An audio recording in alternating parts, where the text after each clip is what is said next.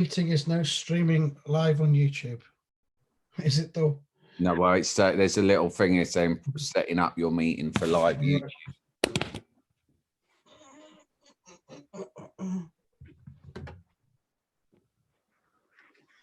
Bang. Meeting is now streaming live I'm on watching YouTube. it. Yeah. Is it though? No, well, it's there's a little thing here saying setting up your meeting for live YouTube. Not on the. It's on a different link to the one we've been putting out. Then What? I just signed up. Meeting is now streaming live on YouTube. Yeah. Is it though? No, well, it's there's a little thing here saying setting up your meeting for live. Bring your volume down. On the Right. Yeah, it was. I went live earlier on the YouTube, on the Top Flight Time Machine YouTube, and that's definitely where it is now. But it's a different link for a different meeting, isn't it? Each new meeting has a new link. Yeah. Okay. Right. So I'll just.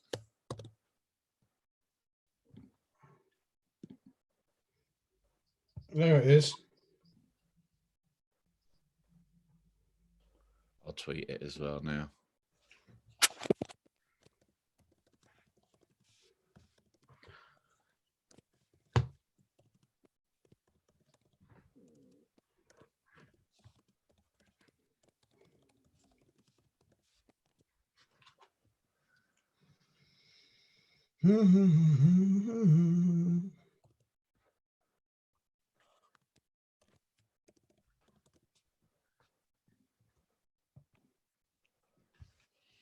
Where'd the comments gone? Just aren't getting it.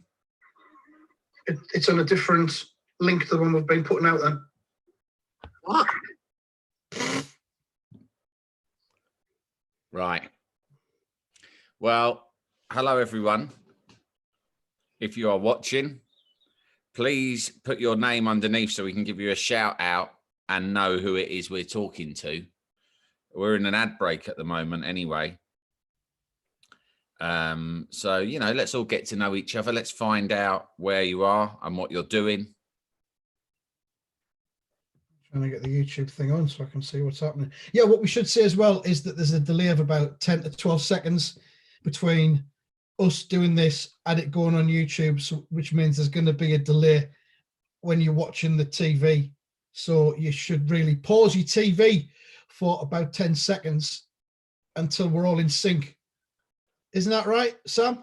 Something like that. I mean, listen, pause and then just wait. Yeah, it is about a 10-second delay. Pause and you'll work it out in the end. So we're all watching at the same point. Yeah, we'll get there. I can't find this thing. Oh, there it is. Euro 96. We've got a grand total of 40 people watching right now. Whoa, 46. Which, to be honest, mate, is about double what watched Sam Delaney's news thing most weeks. So not bad, hey? Yeah, going well. I'm going up in the world. I'm just going to get my volume down.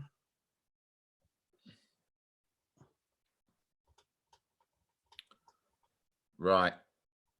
I've got the volume off. I don't. Where can we look at comments? At the cruel comments that people will. You've got to be on the YouTube page, and the live chat will be to the side. Do you see? Look, Sam, like that. Oh yeah, but I'm looking at mine on a phone. It doesn't come up so easy. Maybe it's more. Shall I be in charge of comments then? Yeah, well, I'd like to see them. well, that's still too fucking loud. Do you need to sign in maybe to see the comments, do you think?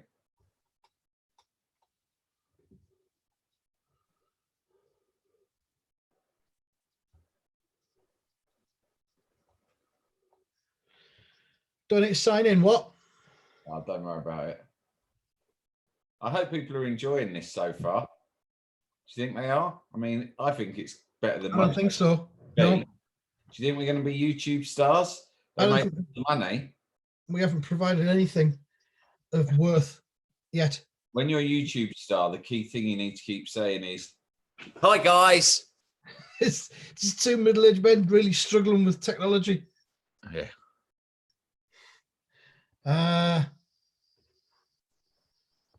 Some comments coming in. Russ Palmer says evening. It's Russ Palmer. All right, Russ Palmer. He's a regular correspondent, isn't he? On the old Twitter. I can't get my volume down on my Russ and everyone else, tell us where you are, what your rig setup is this evening, what you're eating. Are you snacking? I mean, I don't want to give away too much too soon, but I am. I've got a Magnum in the freezer, Andy, that I'm planning. I don't know when exactly I'm going to deploy it, but it will be deployed at some point. Okay. Probably in the first half. If I can wait that long, I might even go too early. Yeah. You can imagine I go early quite a lot with snacks. I might have a Lotus Biscoff ice cream stick. Whoa, where'd you get that? Morrison's. Fucking hell. So many people talk on Twitter with their different Biscoff ice cream spin-offs. Yeah. Mind you, I've got a tub of Biscoff spread in the cupboard. I might get that out later. Who knows where the evening's going to go? All sorts of shit could happen. This is like the beginning of a party where everyone's still being a bit standoffish and awkward. By the end of the evening, we could be, I could have my cock in the jar of Biscoff spread, and and these 40 lads who've tuned in will be watching it. They'll think, how did we get here? Yeah. Andy Walker has Andy Walker is eating an ice cube. Oh, that's nice enough. He has an ice cube in his mouth. I know an Andy Walker, but it's probably not one I know. He's in Chesterfield. Same one? It's not him.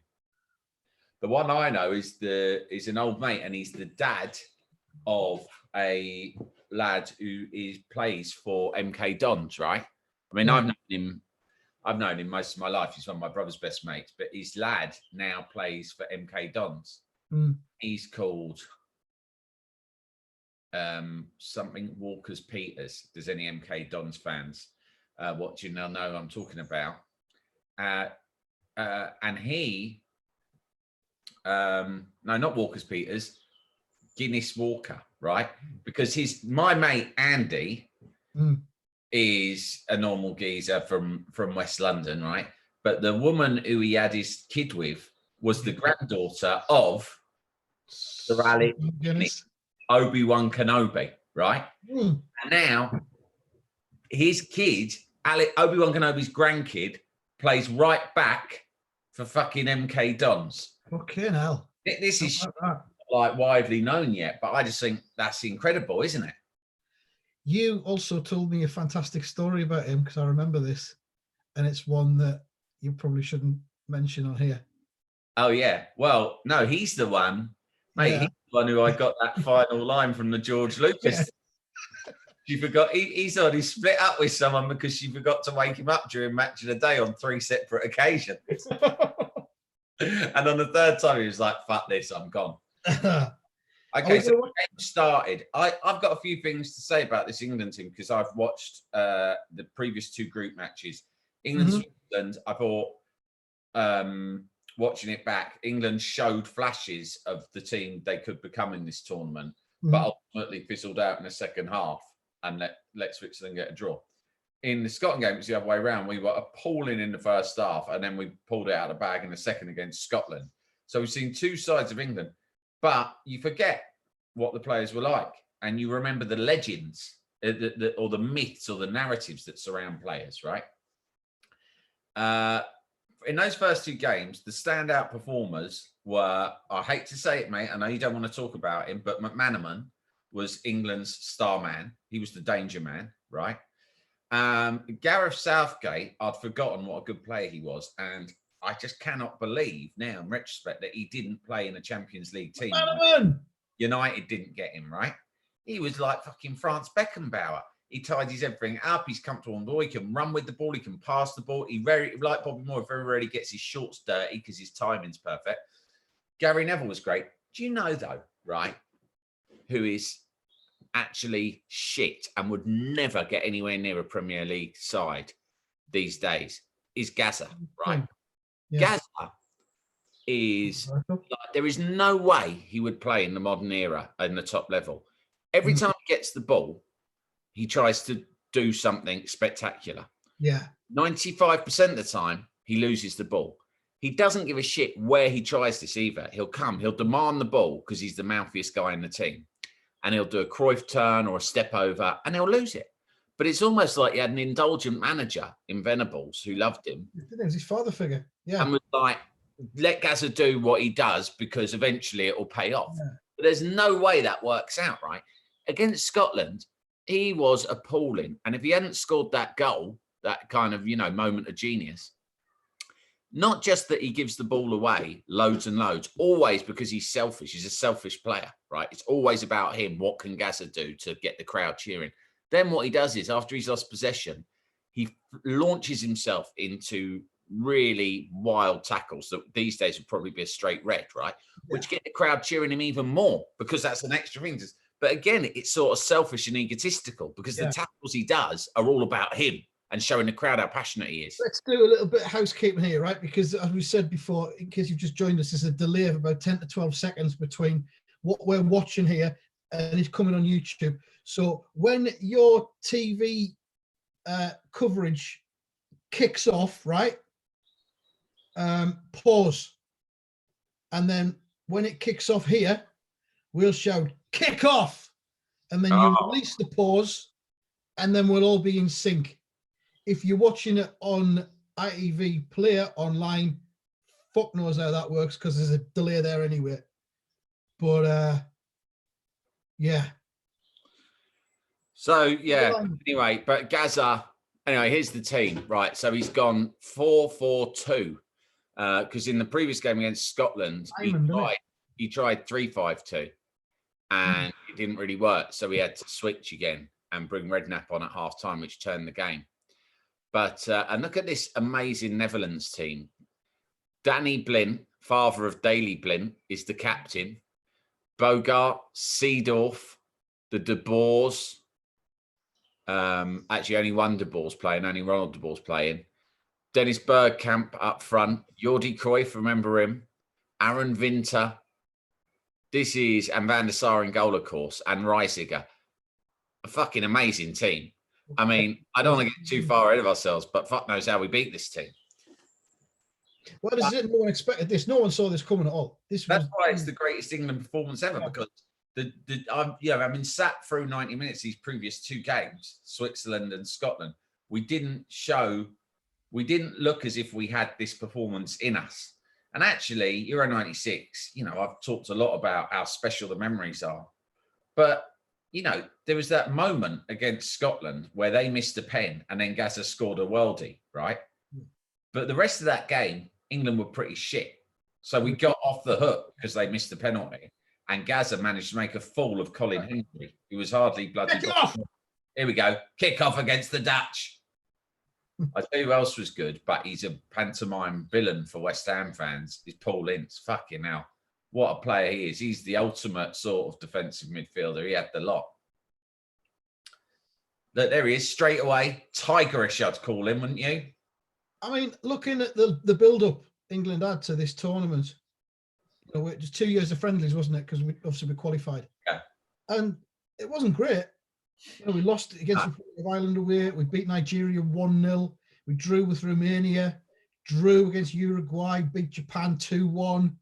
Drew Sweden 3-3, lost 3-1 against Brazil at Wembley, 0-0 against Colombia, 0-0 against Norway, 1-1 against Portugal, 0-0 against Croatia. So, it wasn't, even though I think Venables was the people's choice as England manager, but then it wasn't after Graham Taylor. It was, everyone was willing us to do well in this because Venables was putting together a team that we thought was going to be able to do something, but it didn't click until maybe second half of the Scotland game, and then it almost peaked. But even then, mate. Here we go. Here's England's first attack. Here's something I've noticed, not to be too tactical about all this bollocks, but you see Shearer there pulling out wide and putting into the middle, and that happens a great deal. So we've got two up front, which obviously is a beautiful old style formation from this era. Whoa, look at that tackle from Ince. Unbelievable and unnecessary. Right. But Shearer, really weirdly, very young at this stage still, he's the one pulling out wide to put crossing. In all three games, he runs down the right wing and puts the crossing, and Sheringham's the one who waits in the middle. It's very strange. Shearer using the channels there. I remember watching a match where John Fashioner was the co-commentator, and he said he referenced the channels. He says, for those of you who don't know what that means, that's the wings. Thanks, John. Very good. As someone has said about 142 people are commenting on the old link, which is a bit frustrating. Maybe we'll tweet out again. Can someone tweet the new? Someone put the new link on the old link. I don't know how to do that. I'm watching a football. Yeah, I'll just do it as a comment under here. I mean, someone said, who's this? Someone said, was David Seaman actually any good? That's Scott Adams. Well, you know, there was different David Seamans. This David Seaman in this tournament was the best David Seaman. In this tournament, he was very good. Of course, in the next game against Spain, he got us through penalty shootout, saved a penalty against Scotland. He's good. By the time we got to 10 years later, 8 years later at the 2002 World Cup, that's when he had a ponytail. And he was almost, it's what you might call a reverse Samson, mate. Because whereas when Sansom had his hair cut off, he lost his power. With Seaman, it was the opposite. When he grew his hair, he lost his power. See? Yeah. Jeremy Corbyn's on. That's nice of him to join us. Yeah. He doesn't look like Jeremy Corbyn in his avatar, though. Yeah. Were the Dutch team a bit depleted due to a row, says Paul Hampson? That rings a bell. Did Edgar Davids? Yeah. A word that is used a lot about the Dutch team in tournaments is that they implode, don't they? Yeah. The thing about the Dutch is they tend to have a lot to say. Look at that tackle by Ince. Unbelievable. The ref's not going to give anything for that. I mean, different times, the refereeing was much more lenient, wasn't it? Some of the tackles, like what you notice all these slide tackles, and with your modern 2020 head on, you're like, Jesus Christ, look at that. But you remember back, it's just because we're not used to see anyone go to ground in a tackle anymore. If you go to ground, that's it. The whistle's blown, you've probably got a yellow, right? Keegan doing the core comms here. Yeah, I've got this volume off on mine. I think he sounds... Well, put the volume on if you want to listen to it. More lackluster, isn't it? Put the volume on and then we can hear it and people can work out where they need to be. And... All right. Oh, where's my volume mic? Because we don't want to be fucking talking all the way through this, for fuck's sake. I'm not talking for 2.5 hours. But they're fucking watching it at their end, aren't they? Yeah. So they can hear the volume either way. Yeah, I want to hear it. I don't listen to you. Jesus.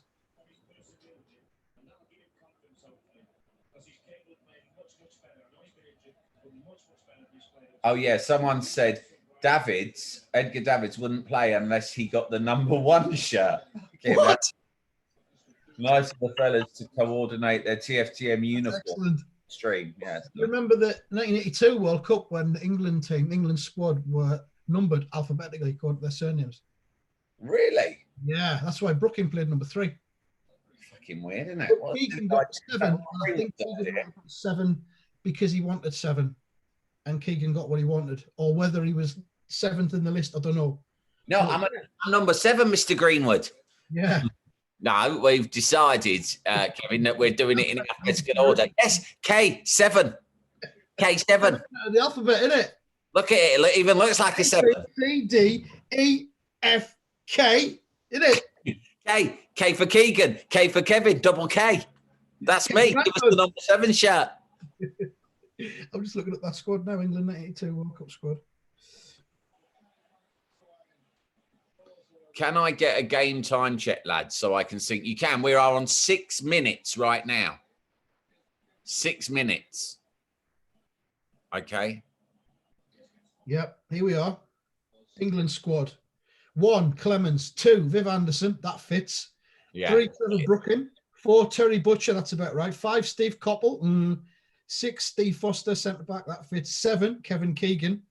Yeah, Keegan got the shirt he wanted because he hates Trevor Francis. 9 was Glenn Hoddle. 10 was McDermott, which was McDermott's shirt number anyway. 11, Mariner. 12, Mick Mills. 13, Corrigan, because keepers wore 13. Phil Neal, 14. Graham Ricks, 15. Brian Robson, 16. Kenny Sansom, 17. Phil Thompson, 18. Ray Wilkins, 19. Peter With, 20. Woodcock was 21. Peter Shilton, 22. There you go. Shilton would have been happy about not getting number 1. What's happening here then? Corner. Yeah, we're 6 minutes, and I'm just remembering what it was like watching this game. I remember watching it at my mum's house, and it was like a shot across the bows. That was a great shot. Yeah, I mean, I remember being so nervous because this Dutch team, yeah, it is true that they were infighting a lot, right? And you know, they were a bit depleted, and Davids had refused to play. But nevertheless, these were great players who were all dominating the Champions League sides at the time. Yeah, I was so nervous. You know, now you don't get nervous going into games. You don't give a shit. Well, I remember being so nervous about this game because it's like you're going in against a real giant. And they'd got the better of us on so many occasions over the previous 10 years, haven't they? Like at Euro 88 and in that World Cup qualifier, we do I not like that and all this. Yeah. And so we thought, we're lambs to the slaughter here. And then we just, and we played shit in the last 2 games. And we came out in this game and already now we're on 8 minutes now. We've had a couple of fucking really good chances. And there was just a sense when you're watching on telly, shit, we're really up for this. Yeah. This is Adam Parker says, what a shot. Lucky they had someone on the line. Adam Parker says, I met Davids a few times when he was at Barnet. He flat refused to travel further north than the Watford Gap when he was player manager. Hey. The bloke who, Gav Murchia, said, sorry, 6 cans in. The Corbyn thing seemed funny at the time. Mate, it's not even 7 o'clock. You're 6 cans in. It's an England match, isn't it? He's making the day of it. He's making the day of it. Yeah, he took a day off. Like those lads who came to see us in Birmingham. Do you remember they took a day off work and drank all day? And then by the time they turned up at the show, they got thrown out. And let's not forget, we saw the CCTV footage afterwards, didn't we? Yeah. Must admit, I never rated McManaman enough at the time. 9 minutes. Daniel Statham. Is that your pseudonym here? You're commenting on your own. I wasn't alone. It was end product with me with McManaman. I'd never thought there was good enough end product with him. He did all the flashes of skill, tricks, flicks, all that sort of thing. A bit like how you described Gascoigne earlier on. There wasn't the discipline in his game, and I didn't think his end product was yeah, but I get a strong sense there's something personal as well. No, not at all. Not at all. I detest him as an analyst on BT Sport. I think there's something about him you don't. Way back. I think there's something deeper in. I think you don't like him as a human. Whatever. God, I'm getting. It's the date bust. No, it's not bust. It actually is that date.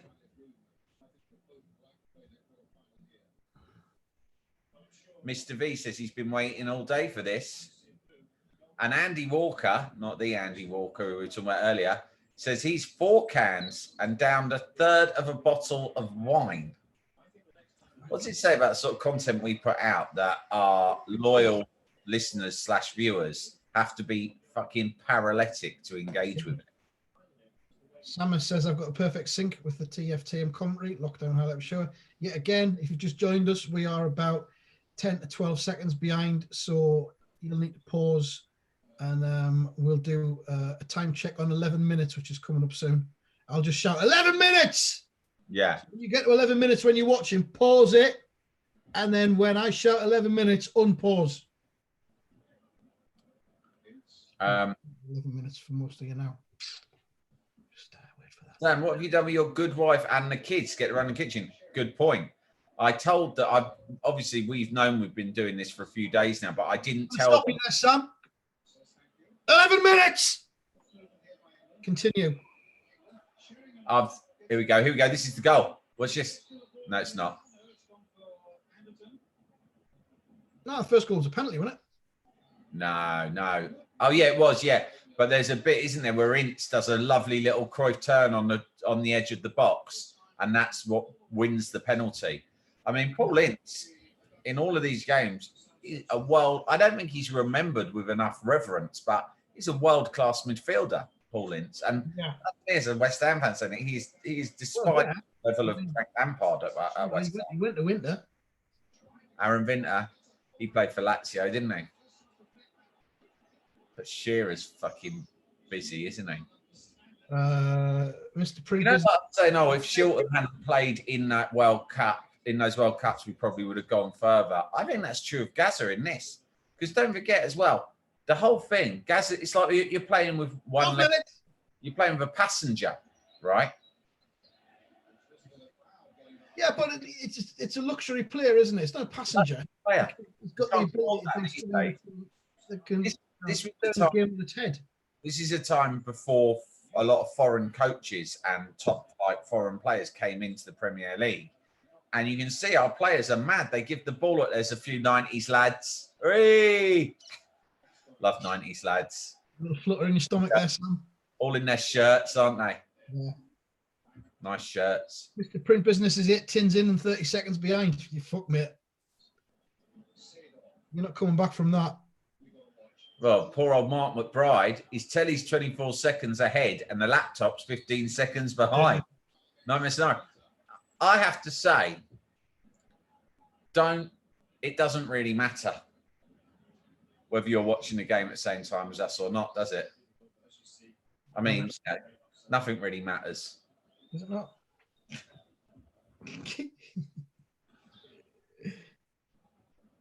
I might go Instagram Live as well, just to completely fuck with everything. What, can you link this to Instagram Live as well? I don't know. I'm going to add it to my Instagram story somehow.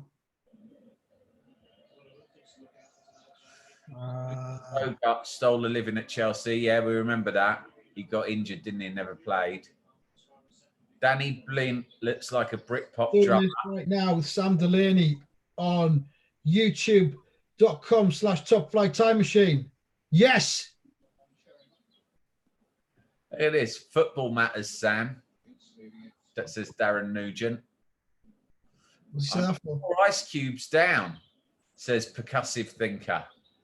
Fucking hell, don't overdo it, mate, with the ice cubes. It's supposed to be essential experience. Matt Dorber, can we respect the fact that Gareth Southgate just casually knocked an outside of the boot pass right across an attacker without a care in the world? Who did that? Southgate. Southgate's unbelievable. I missed that. I was dicking about on Instagram. It's some other players, right? So Pierce, quite shit, right? Pierce sort of seems like a player from another age who's still in this team of quite young, skillful players, right? But I mean, that was a sort of decent cross, but not that good, Pierce. I don't know why he's in the team. But Gary Neville, on the other hand, really good. This was an era where Gary Neville was still like a really good attacking right back, flying down the wing, sending in really accurate crosses, set up Shearer's goal against Spain. Yeah, good Gary Neville. That was brave. Still very young. Yeah. Yeah, Keegan's agreeing with me there. He's had a great tournament so far, Brian. What have you made? Have you been watching these other games? What have you made of Brian Moore? I forgot how much Brian Moore liked to editorialise and express his own opinions. I haven't watched anything of it. Fucking hell, Brian Moore's full of it. Well, I just don't understand it. I told you about how he, in the first game, got the raging hump, and so did Keegan, right? About the electronic substitute boards, right? So that was obviously quite new at this time. So they were bringing on Steve Stone and Nick Barmby, right? Yeah. And he goes, oh, look, and now we've got their try. And Brian Moore goes, well, they're trying to bring on 2 substitutes. Oh, but look at this, because the geezer's tapping the buttons like you do. Yeah. He goes, oh, and of course, he's going through all of this business to try and get the number in. Why? And business. Why, oh, why we can't just use the traditional cards? I've no idea, right? Yeah. And Keegan he's gone, you're right, Brian. It's just another thing where they've introduced technology where it wasn't needed, right? And Brian Moore goes, it was a system that worked. Why did we need to change it? Which is an interesting philosophy, isn't it? It is. I mean, you know, that's why we still during this, we were still living under the yoke of what eventually became 18 years of Tory rule. At this stage, 17 years. Yeah, it was almost over. I noticed that in the first game against Switzerland, a young Tony Blair, still leader of the opposition at the time, fresh-faced, was fucking bang centre right behind Lennart Johansson at Wembley, right? And I thought he fucking knows. John Major. No sign of John Major.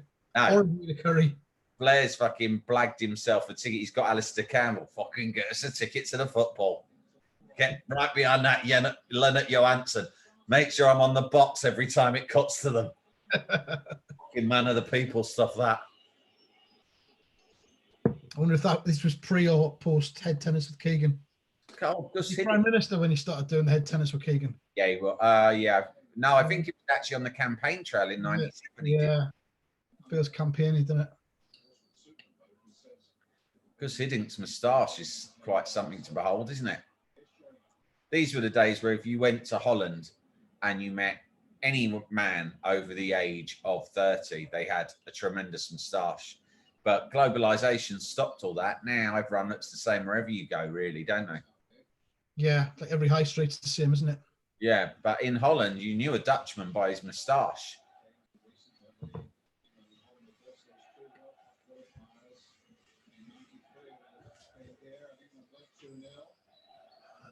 Off to grab a Caffrey's. Acid curtains on the Dutch fella. Oh, Dan Skip says he wasn't keen on the Mexican wave either. Yeah, that's exactly the sort of thing he didn't like. Yeah, I'm not keen on that. I've never, ever taken part in a Mexican wave. Oh, God, I just imagine it goes round. Hey! Gets Dawson. Fuck off. Fuck off, yeah, exactly. Fucking getting up. I paid for my seat. I'm going to use it. Fuck your forced jollity. Hiddink has a moustache like a Danger Mouse villain. More like Danger Mouse's boss, actually. Yellow card out. Ah, look at Keegan. That's football today. It's 1996, and these two fuckers commentating are just complaining about everything remotely different to how it was 5 years previously. I mean, the mentality is incredible.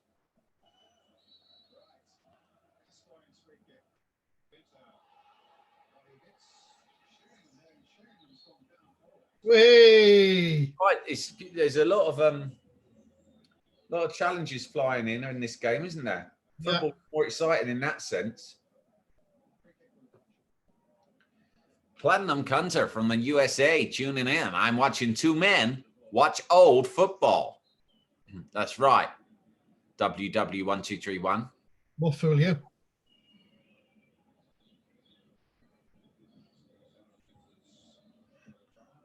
Nice tackles there, says Adam Yates. Yep, 3 in a row. Don't see that often. Cheers for the above average content, gents. One furlough shite sorted. I'll be subscribing. Get me through some low moods. Cheers. That's all right, Simon. John West, healthy collection of Viz annuals behind you there, Andy. Literature goals. And some Roy the Rovers as well. And I got my Roy the Rovers 1960s annual in the post today. At half time, I might read some bits out. Oh, that's arrived, that's it. Like Jack and Ori. That'll be good for everyone. Yeah. Be like Jack and Ori. We could do that. Top Flight Time Machine and Ori. You can do a story while I'm eating me Biscoff ice cream. Are you getting a bit? I'm getting a little bit like angsty about knowing that Magnum's in the freezer. Well, there's a goal coming in the next 3 minutes or so. My good wife and my kids are upstairs watching a film, but at some point they're going to be wanting their fucking they're going to be wanting their Magnums. John Smith says, great job, lads. Don't suppose the two of you be interested in doing Brazil Zaire in 1974 watch along after this? That would be a game changer. Yeah. Hey, the watch along fucking possibilities are endless now that we've mastered the technology. Yeah, piece of business. Can we have a halftime Teapot show? Well, you can see I've got Teapots visible. They might be a bit too far in distance over that shoulder there. My Teapot shelf, my Teapot display shelf. But yeah, I'll bring over some of the favourites to have a, give you the once over at halftime. I might even get Nelson involved. It's going to go off, isn't it, before it's finished. The last 20 minutes, when there's no more goals, it's going to be Teapot shows and stuff like that. Wait, there we go. There it is. There it is for Mince. There you go, Danny Blint. Everyone's in sync by now. Danny Blint, lots of people saying he looks like someone from a Britpop band, right? But also, don't you think he's got the look of someone who smokes like 40 Rothmans a day? Yeah. he's got the look of a real heavy smoker about him. He looks like he'd be the singer at a Dodgy or something like that. Yeah. If it's good enough for God. For it as well. I hated that song so much. But they had some decent songs, Dodgy. But that one, Dodgy had some decent songs, but that one was. That's the only one I know, really, I think. No, some of the stuff was good. As the lads.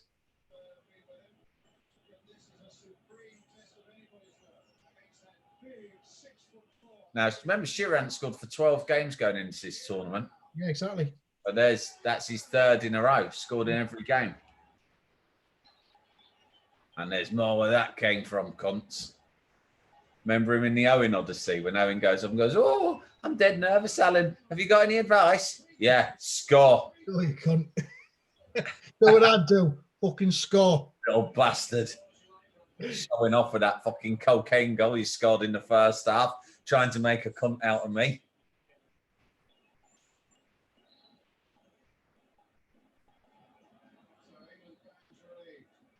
It's a real flashback when you look at some of the names on the advertising hoardings there, isn't it?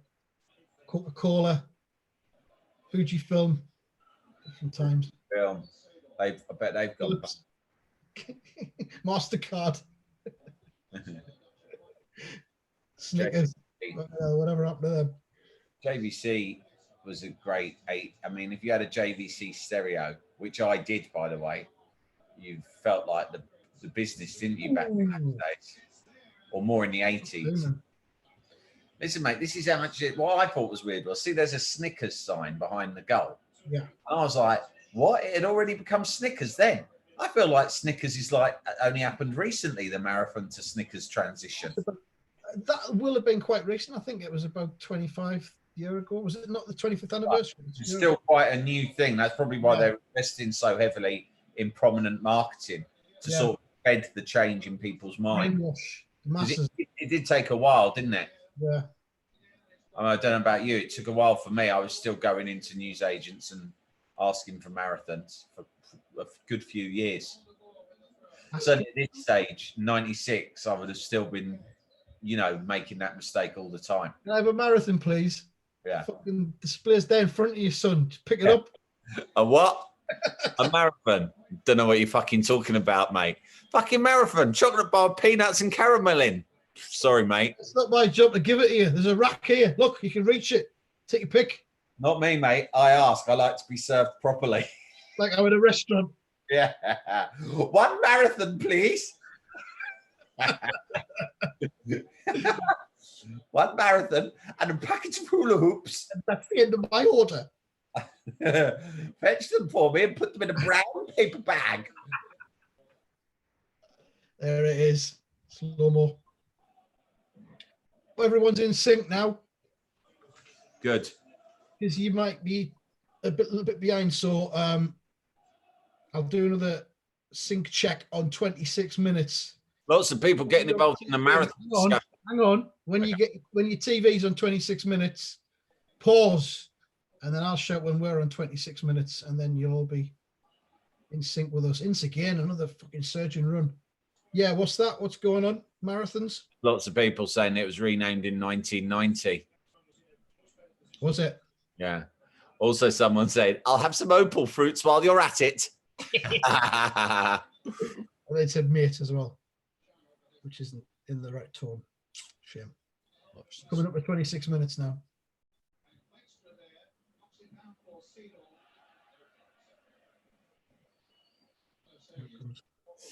Watched this originally 26 minutes at my parents' house when they were away when I was 18 and had a party. Two mates broke the patio door pretending to bum each other against it. Happy days. That's from Simon in Teesside. Well, there you go. Good story. Yeah. Might shut this door because I think the neighbours are probably having to put up with my loud voice swearing. The door is outdoors. Have you got garden door open now? Maybury 1983. Checked into my Airbnb work digs on Monday. The host had provided Biscoffs. Instant 5-star review. It's the little things like that, isn't it? Pancho from the Flats is on here. What? Can you see there's someone commenting? Sam, can you order me some boxer shorts, please?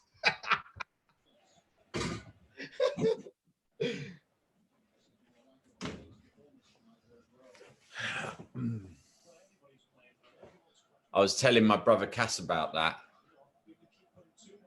and he had the most Larry David experience during lockdown. Oh, look, here's Nelson's come to say hello to everyone. All right. You want to show your tail? Come and show me. He's healing very well. Good. Look. No corn. That's the tail. That's cost me like literally over £1,000. Yeah, well, you're not going older this year, are you? So, well, I'm still hoping to get out to the Isle of Wight. I think I might be able to in August, but I don't. How do you pay for? Oh no. Well, you know it's £100 to get across on the ferry in your car. Okay. Here we go. Here goes McManaman, your mate. There he is. This is another thing. Shit. Oh. Yeah. End product. End product. Pop out. People happy to see Nelson. Our old mate Richard Fitzpatrick says live tail. We could have promised live tail and doubled the number of listeners. I know. Viewers even. We could charge for that. Yes. How many viewers have we got at the moment? 279. 279. Yeah. Oh yeah, that's not bad, is it? Hope everyone's synced and everything and all that, and everything's good. I could get you a better tail than that. Fuck off, Graham Clark. That's a good fucking tail, that. That's good Barnes vetting, that is. Titanium tail. It's just dump it, son. Does he mean the tail? Don't know. It means dump the cat. Fuck that. Here's Jordi Cruyff. No. Well blocked by in. Right, by the look of that, I think he got it in the bollocks, didn't he? Yeah. See that? He did. He was holding on to them when he cleared that. Yeah, there you are. Like Keegan spotted it. Oh, he's got one right in his testicles. Just smile and get on with it, he says. Is that what he says? Yeah. Way through it. That's what we did in the 70s. Kick your pecker up. Have you, by any chance, listened to they brought back Down the Line? That I haven't heard it yet. No. Fucking hell, mate. It is fucking funny. Yeah, you can get them both on BBC Sounds, 2 episodes. Nice. And I love it, but it was quite a long time ago, wasn't it? This one about COVID. Fucking brilliant. I think I'll have a drink second off. Yeah, I'm thinking of having a cup of tea. I haven't got any Heineken Zeros in at the moment. There's been a run on them, mate. Everywhere's sold out. Really? Yeah. Sweet. Sam, have you tried Nelson's Conon yet? No, I haven't. Even though it was massive, it still wasn't big enough for my head. Lots of people commenting on the size of Paul Ince's bollocks. It says, P.S. I have a bollock in my guts. Yeah. Will Oscar be making an appearance, Andy? Where is Oscar right now? I'm not sure where he is. I might bring him in at some point. Yeah. Steve McManaman opened the independent BMW garage that opened next door to the garage I had my white ES in. Says L Chats 1. How's that for a showbiz story? It's something, yeah. It's not a bad story. Lidl do their own zero alcohol version. I'm on the zeros and it tastes decent. Now, well, I actually use an online store now called the Alcohol. It's called the Alcohol Free Shop, right? And they do everything. But even they've sold out Heineken Zeros. So I ordered a selection box for myself. Right. I don't know if you think this is bad. I don't think my wife approves, but I got my daughter some Prosecco, which is alcohol-free Prosecco. Yeah. But I think my wife thinks that that's bad because it's sort of like a training alcohol. Yeah. And it's probably true, but I mean, it's not it surely can't be and I say this even as a non-drinker myself, as a recovering alcoholic, it can't be your agenda to fucking basically prevent your kids from ever trying alcohol. That's mad. What you want to do is raise them in a way that they don't ever find themselves dependent on alcohol in an uncontrollable way. But I mean, if we were in France, our kids would have been drinking wine since they were about 2. Yeah, it's just 2 in the afternoon. Yeah. Shot, pathetic. They give them fucking wine in nursery school, don't they, for their lunch? Come on now, children, it is time for your ma. Alcohol still banned here for 52 days, says Darth Trotter. Where the fuck are you, Darth Trotter? Alcohol's been banned? He must be in the Middle East. South Africa, it's banned. I saw that. And there's a big moonshine black market thing going on. Why have they banned it? What, because of the virus? To do with the lockdown. They're just saying if you're going to stay in, you're not going to drink. It's fucking madness. They'll have riots on their hand. Not intuitive, isn't it? Adam Parker says, Christ, Darth, that's rough. They're just chatting amongst themselves here now. No cunts watching the football. Who said that? Adam Parker. Adam Parker was 9 when this match was on. He watched it in a boozer his mum had somewhere in Leicester. Oh, look at that Dutchman. Very sophisticated. Well, it's 33 minutes gone. I'm surprised it's still only 1-0 in all honesty. In my mind, it just felt like there was goals non-stop. Yeah, the 3 of them came in about shall I tell you? Shall I give away spoilers? No, I don't.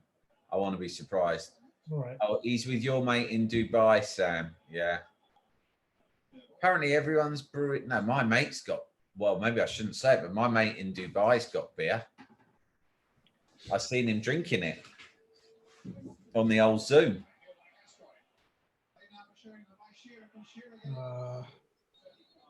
Let's try. At this point, you know, like, you don't really get like this anymore, but maybe it's because our clubs don't get to play in very big matches. But, you know, like when you're quite pissed and you're really hyped up for a game and you're watching it at home with some mates, and every time there's even the hint of an attack by your team, you're all going, "Fucking go on!" like that, overexcited. I mean, I haven't done that in years, but this is bringing back memories of doing that. You know, 10 Caffreys in, round at mums, and every time they even play like a pass on the edge of the box, I'm like, "Fuck it! Oh no!" Yeah, exactly. Funny, I wonder if I'll ever experience that sort of footballing passion again. It's probably linked to being triggered, Sam. Yeah, I've lost it, haven't I? I'm just bloodless. Darth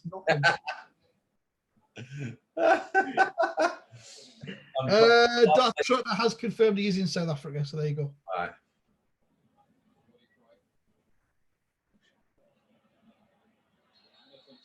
I hope you're enjoying this. I don't know if it's any good. There's 293 people watching apparently.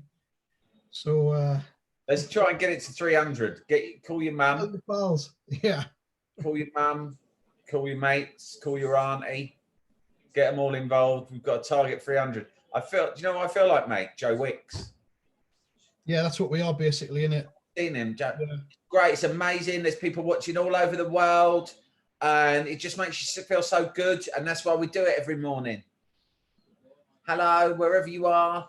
Oh, someone's in Nottingham. Someone's in Tokyo. That's amazing. Where's Tokyo? I don't know. Hang on a minute. Nicky, where's Tokyo, Nicky? He's got someone in his ear the whole time who tells him things. He has. Handler.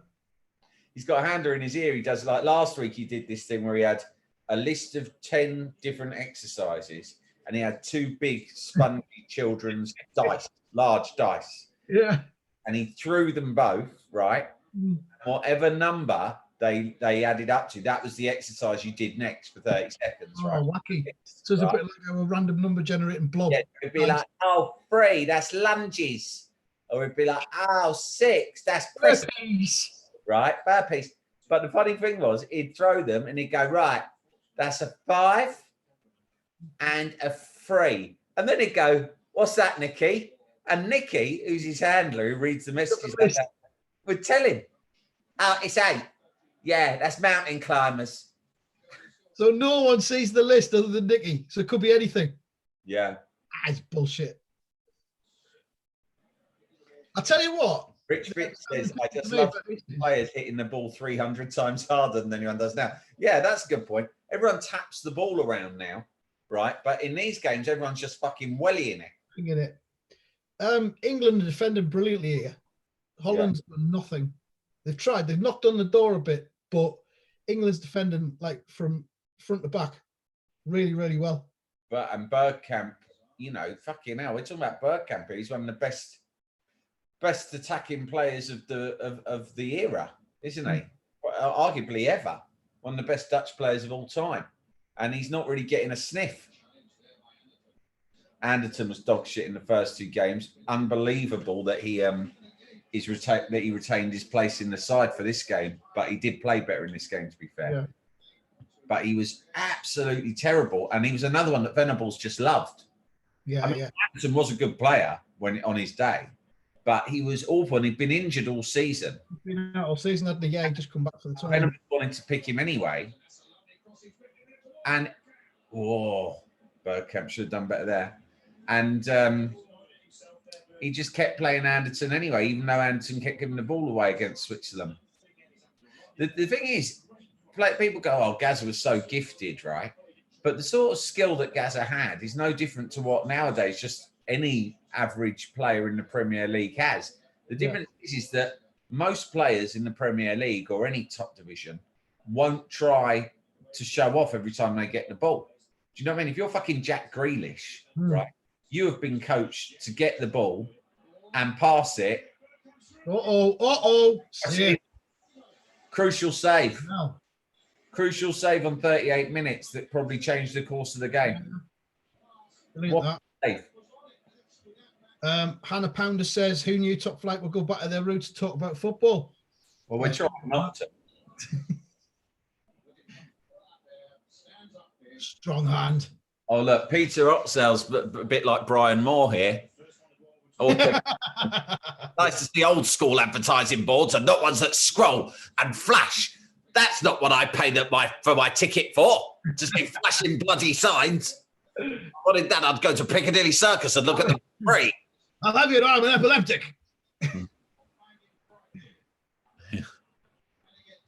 Ian Wone would have. Great defending there on the 18-yard line again. You what? Great defending on the 18-yard line again from England, just not letting them get anywhere near. Yeah. Locked in with my holiday shandies, lager and corner shop imported Sprite, and giant bag of crisps. Oh, that sounds fucking great. Garbage Land one. Dennis Gornell says no books about eugenics or fascism on that shelf. I hope, Andy, there's not. I have got Stuart Hall's autobiography over there though. Who? Stuart Hall? Stuart Hall. Yeah. It's a knockout presenter. Did you in? I've only hung on to it because it's got some transcriptions from some of his old 5 Live match reports. Yeah. Which were genius at the time, but you know. Let's not forget it was Stuart Hall who was conducting the interview when Kevin Keegan famously described Sean Wright Phillips as having a heart as big as his body, and that's not big, but his heart's bigger. But also in the same interview, Stuart Hall had deployed some of his famous sort of, you know, poetic, flowery language. Yeah. Keegan's thought, I'm not having this. I'll show him. In a question to Keegan, and Keegan had paused. And I remember listening to it on the radio thinking, this has thrown Keegan completely, right?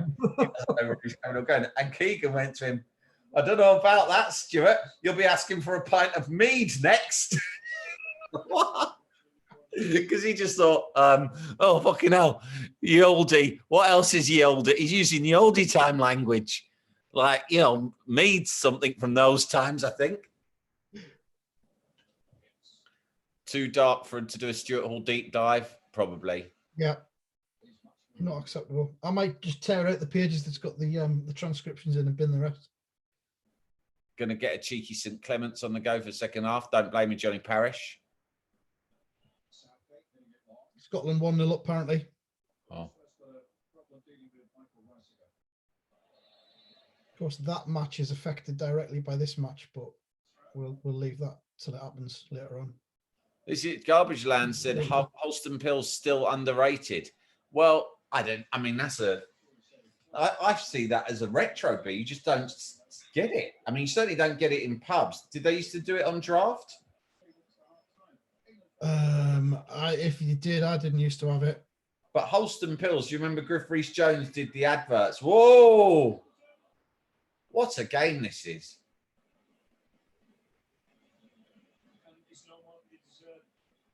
A lot of our players don't look like professional athletes, do they? Like Darren Anderton. I always thought he looked like a lesbian. Yeah. He looks like a lesbian. Stephen McManaman looks exactly like Nicole Kidman. And look at Gaza. I mean, Gaza's overweight. You wouldn't get away with that nowadays. People used to love it. Oh, good old Gaza on the Mars bars. For fuck's sake. So Gaza one Monday night out in Sunderland when he was playing for Middlesbrough. And this is a quiet Monday night. There was hardly anybody out. But Gaza was out with one of his mates in Baroque. If you're a Sunderland resident, you'll remember Baroque. I forgot what it's called now. And this was when he was at Borough and he was probably at his fattest during his professional career. And I swear to God, I've never seen a human man look as fit as he did. I remember he said that, yeah. Well, he had a yo-yo weight issue, didn't he? No, well, at Middlesbrough, he was chunky. But then when you saw him in among the normals and the civilians, right, he was like some kind of Adonis. Yeah. Oh, there's a bit of a row breaking out on the chat now about Holston Pills. Someone else, Paul Hampson, like I said, Holston Pills is the most rancid lager ever.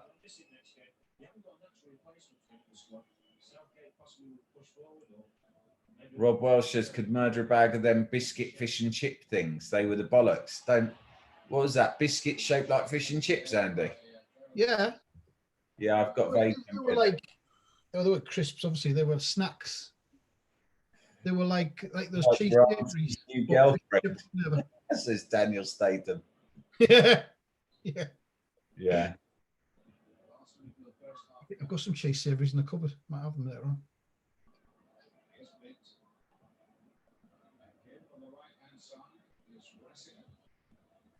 We're still not 300, unfortunately. We're 301 here. Yeah, I can see 301, it says.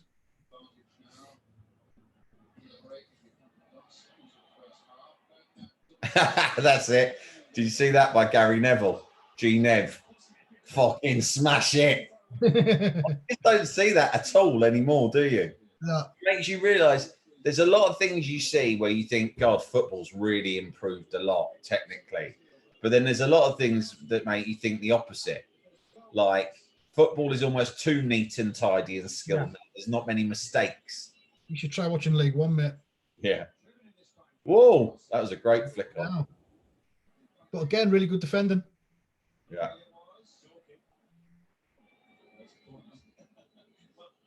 Proper 100% performance this first half, wasn't it? Neville's got a great 90s hairdo, hasn't he? Yeah. That he looks like he's got people locked in his basement, doesn't he? Yeah. Oh, she's nice. She must be Dutch. Still arguing about beer on the chat. Simon Price says Paul Ince was the originator of self-nicknaming. Did you know that? Yeah, he was. He called himself the governor. And at West Ham, famously, and I've had this story from the horse's mouth, at West Ham when he broke into the team, he was apparently the most self-confident lad they had. Like he came in at like 17, was training with all these like old pros, and was just like giving them loads. And after a couple of seasons, when he got a bit of attention for himself and people were noticing him as a top player and he was being linked with bigger clubs, he attempted to install the nickname the governor then.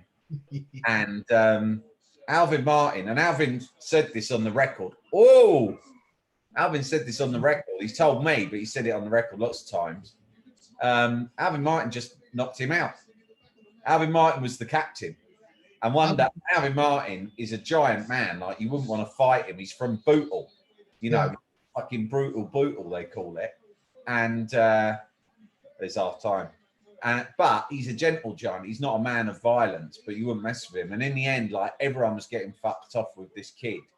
And they've gone to Alvin and they've gone, look, you're the skipper. You've got to do something about this kid. He's fucking driving us mad with all the shit he talks. He wants to call him the governor. So Alvin went and had a quiet word with him, but Incy wasn't having it and said, fuck off. Who are you anyway, you old cunt? And Alvin just fucking knocked him out.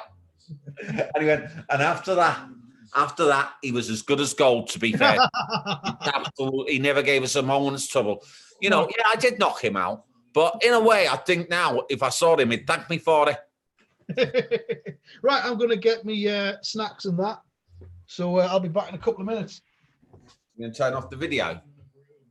What? No. I know, it's all right. Yeah. I think you just look at my books.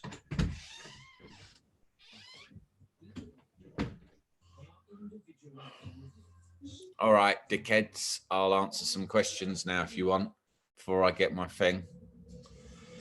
My ice cream.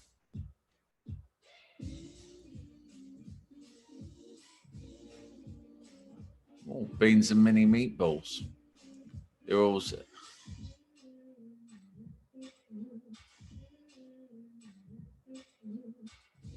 Russell Palmer, go on Alvin. Yeah.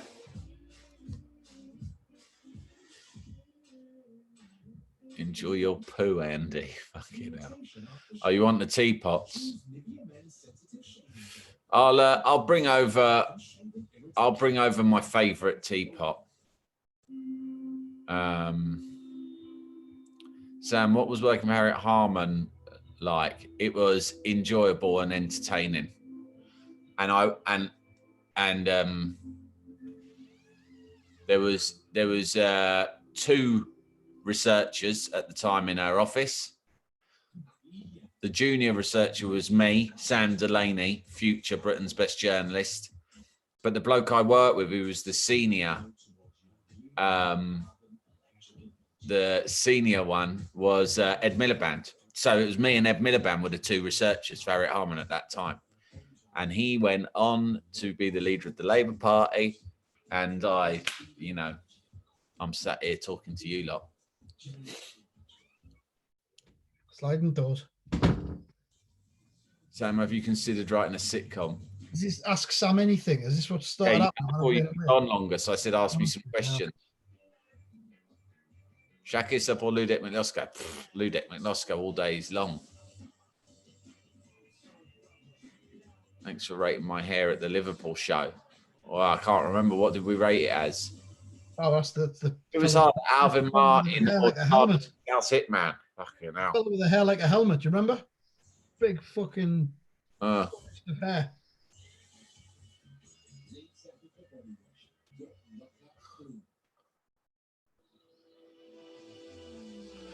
Where have I sent my family? They're upstairs.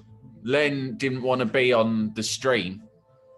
He had the choice, but he didn't really want to be. And so he's up there, but he's avoiding the score and he wants me to re-watch it with him tomorrow from me and Jen, which I will, because I'm actually not paying a huge amount of attention to it now. Best band of the 90s. Well, there's bands that existed outside of in the 90s, but they might have been formed in the 80s and then continued in the noughties. But I suppose what you're saying is, yeah. 8 out of 10 we gave his hair. Okay. Slaven Bilic or Steve Potts? Steve Potts. Have you ever been involved in any halftime handbags between your own fans at a live game? Yeah, I'm sure. I mean, yeah, West Ham fans. People always end up fighting themselves, don't they? What's your favourite kind of egg? Probably fried. Right, yeah. Thomas Repka would be an excellent deep dive. Yeah, he's been the Nick now. What flavour Magnums have you got? I think it's an almond one. I'm going to go and check.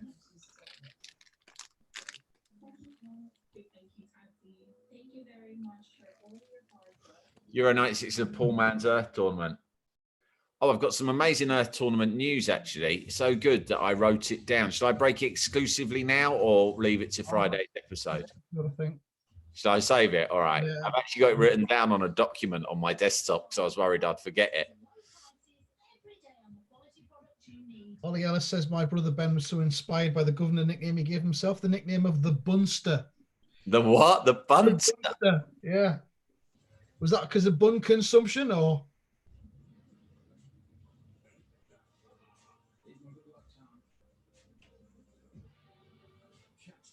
Was Miliband like Matthew McConaughey in Wall Street? Yeah, he was. That's what he did on the first day. He took me for Martini, and we were in the tea room in the House of Parliament, and we were doing bumps of iron filings off of the side of his American Express Platinum card. It was amazing.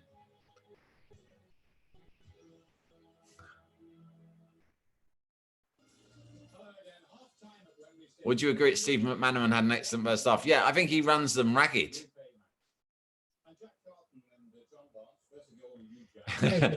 Listen to this. I don't know if this is true. Carl Still writes, Soccer AM asked Stephen Gerrard his favourite cheese, and he said, melted.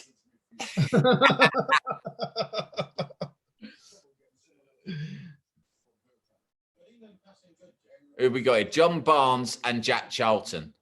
Well, what do we make of Barnesy's outfit? Hang on, I see what Jack's saying.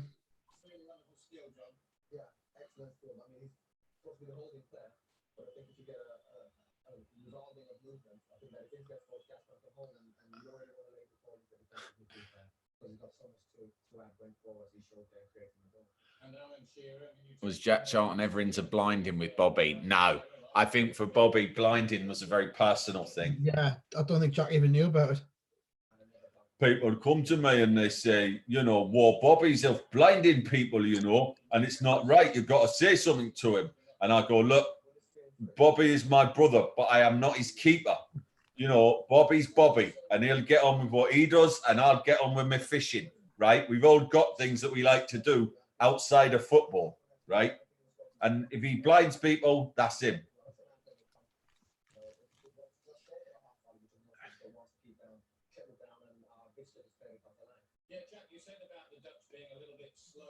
Of course, they didn't really get on all that well, did they? The Charlton brothers, famously. No, they didn't, unfortunately. Bobby, he's into blinding. I'm into ratting. We've got our two different hobbies, and we like different things. We're different men. Growing up, our mother treated us very differently, and I think that had an impact on our personalities. Like, I think that there's certain things that happen in childhood that might have made Bobby interested in taking away Kiddy's eyesight. For me, it was never a motivation. It was something I was indifferent about. Let's just say it. Here it is. Someone's, what's that? Oh, yeah, nice. Yeah, I better sort out my ice cream situation, actually. A bit hard. Should have let it soften a bit.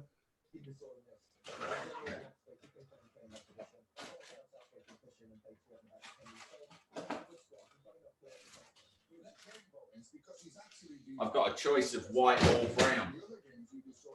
See what the family wants. Do you guys want your Magnums? There's one almond and there's 3 white.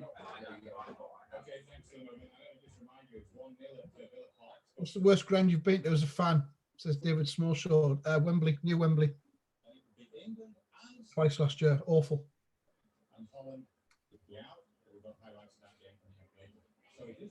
It's like a Todd on a stick, says Tom Bird. A little bit.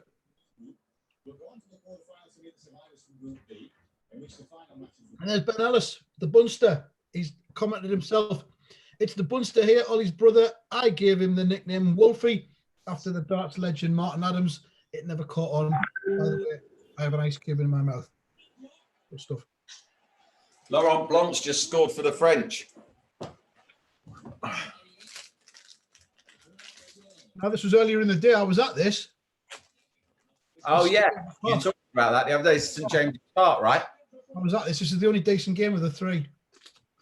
And then we went to the fan tent afterwards and watched this match, the England Holland match. Looking at a few empty seats there.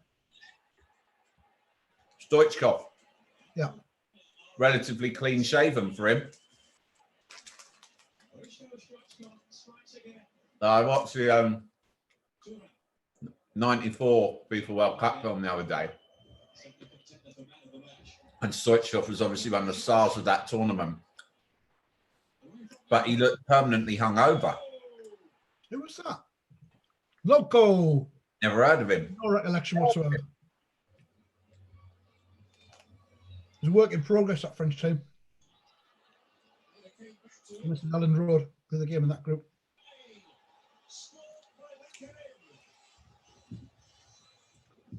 In these days, Spain was still just like also rans like England, weren't they? Yeah. They were perennial quarterfinalists, weren't they, Spain? Yeah, they were like England. And I was trying to They were going to do something, but never did. They were on the level of England, and then suddenly they became the team of the decade in the noughties. But it just goes to show that could happen to England one day. Is that a really large bottle of beer? Is that wine? Is that huge? Is that a huge bottle, or is it a 660-litre bottle? Fucking hell, mate! That's brilliant. More than a pint. It's the size of the bottle of wine, but it's beer. Pretty much, yeah. But it means you haven't got to go to the fridges often.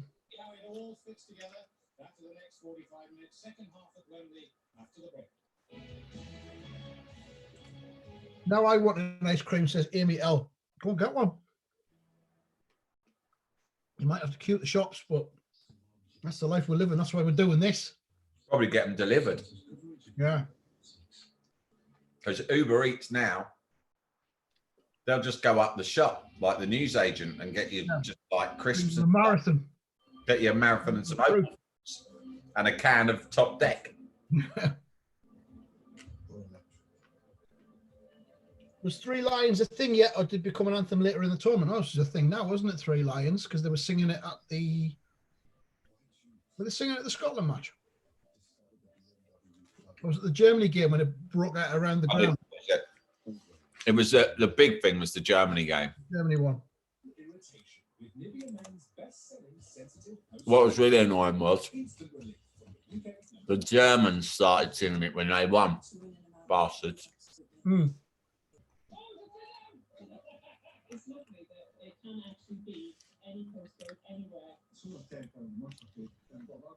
We should have had a look at the top 40 this week, shouldn't we? Mm. Still a bit of time. So I guess this was whatever the date is today, 18th of 20th of May, 1996.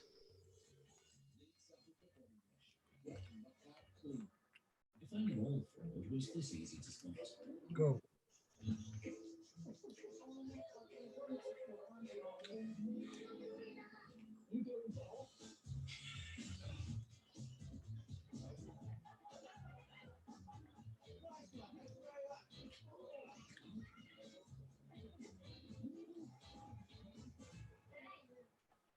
Protect yourself from fraudsters. Search Barclay Cloud Fraud Fighter 2. I don't know if many of you have been watching these games on the ITV Hub, but as opposed to live like this, but it's an absolute cunt, the ITV Hub. Like, if you're trying to forward or go back or anything like that, every time it'll make you watch a full ad break. Every fucking time. If you've got Sky though, and you can watch it on catch up on Sky Plus or Sky Q, whatever you've got, there's no adverts in it. You can fast forward properly, so don't watch it on. Watching it on your app. And then they do a trick on you when you when you're not experienced at it. If you click on the timeline, try and forward it while an ad's going on, it punishes you. Do you know what it does? Rather than move forward, it takes you to the website of the brand that's being advertised. Can you believe that? And the advertisers think that's great. And ITV probably sell it to them as like a brilliant, unique symbol. They don't understand. It makes you hate ITV and the brand. Because fuck off. You just made me go to your fucking shitty website. Right, I'll tell you what, let's have 40 to 21 in the top 40 of that week. Here we go. Come on.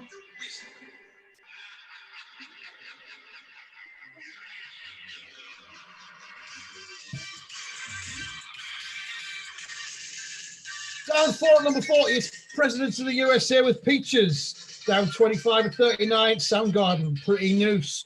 In at number 38, Almighty, Do You Understand?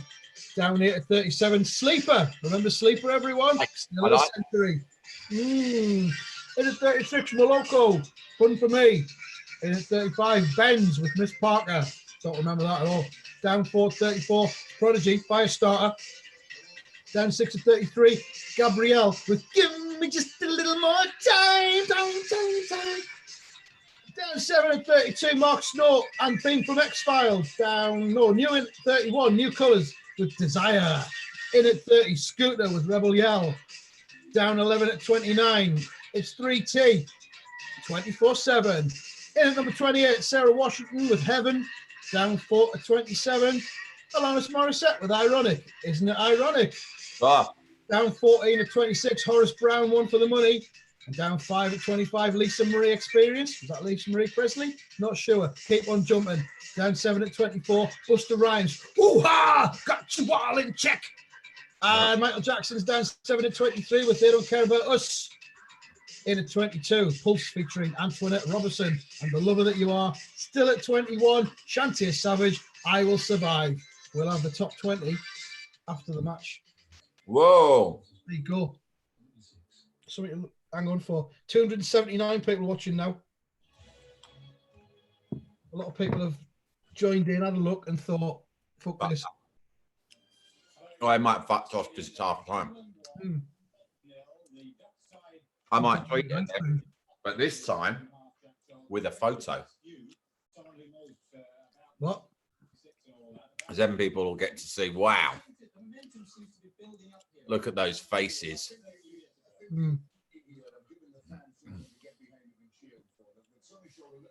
Dan, did you ever meet Louise Weiner? Says Milky Joe. Did I meet her, did it say? No. But when I another sort of girl indie group at the time, do you remember a band called Lush? Yeah. And do you remember they had a female lead singer whose name I can't remember? Mickey. What was her name? Mickey. Mickey. She, when I worked at IPC magazines in the late 90s, she worked a melody maker because the band had like split up and she was like a sub-editor. All right. See her in like the lift all the time. I'd be like, I'm sure that's her out of Lush. And she was just working there as a sub. Quite exciting. See her in the Simon canteen. Price was around then. He'll know all about this. Oh no, yeah. I think she was a sub. He'll chip in a minute. He's still here.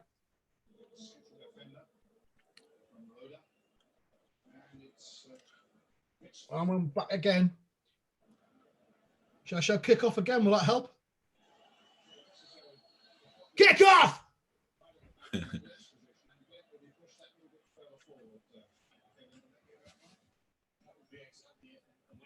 Andy Walker says, ooh, Mickey.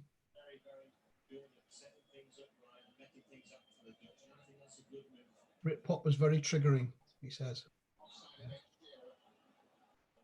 Yeah, and I like, what was the lead singer of Echo Belly called?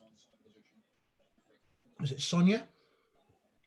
Something like that. She was, there was a, when I watched Britpop at the BBC on BBC 4, I noticed that they all had the same routine on stage on top of the props, which was the girl would stand at the front, sort of doing doe eyes and looking around and being like sort of quite static. And all of the lads who played the guitars would fucking jump around like maniacs behind them. And all of the lads, that was their system.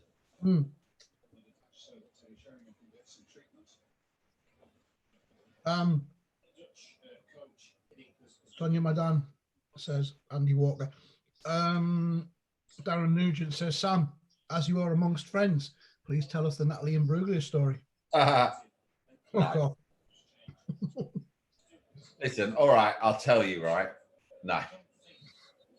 I had a long-running sexual affair with Natalie Imbruglia. I didn't.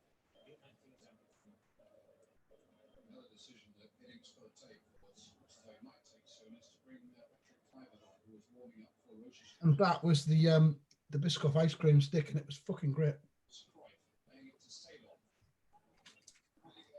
Is that the first time you've had one, mate?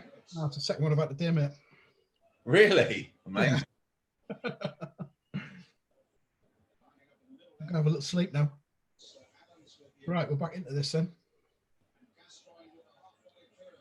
So at half time, I remember vividly thinking, are we really, we're 1-0 up, but are we going to be able to hold on to this?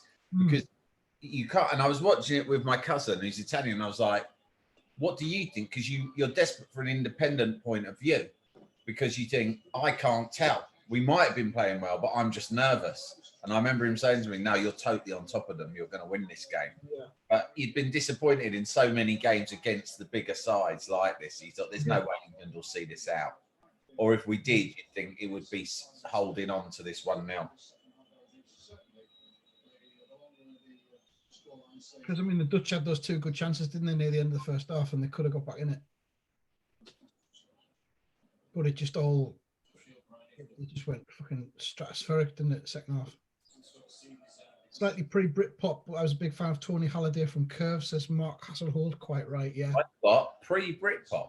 Pre-Britpop. Yeah, Curve were about 1989, 1990. Who were? Curve. Oh, Curve. Oh, sorry. I thought you were saying this was a bit... Yeah, they were part of what was called shoegazing, weren't they? Yeah. It was more... But they were poppier than that. They kind of defied description, really, Curve. But their first couple of EPs were fucking brilliant. And Tony Halliday, yeah, who then appeared on Left Field's album, Leftism. Her from Mazzy Star, says Daniel Statham. Are we just... Everyone's just talking about fit girls from bands? That's kind of where we're at the minute, yeah. It'll move on. Okay. Mark Machado says, did Andy say the band at number 14 that week were Ben's? I think we were 24, but yeah, if so, that's the band our mate Ben Afodo's in. Oh, there you go. Ben turns up everywhere, doesn't he? Yeah. How come you have treats in your house today, Sam? Well, because as I've documented recently, I think my wife has had, maybe it's a nervous breakdown, I don't know, but she's been behaving. I mean, if it wasn't for the fact we were on lockdown, I'd just assume she was having an affair. Because she's been behaving out of character. She got Biscoff spread, and now we're terrorizing them, to be fair. Certainly that was. Yeah. McManaman again. Tori Amos. Well, yeah, sort of attractive because you know she's a bit freaky. Like, not at first glance, not like, you know, but then you see the way she, and you sort of think, yeah, she's going to end up she'll pop her finger up your ass and try and make you shit yourself, and then she'll roll around in it, and that'll be her thing. Transvision Vamp, well, yeah. I mean, Jesus. I saw Wendy James once at an airport. Yeah. Amazing. Okay, now 2-0.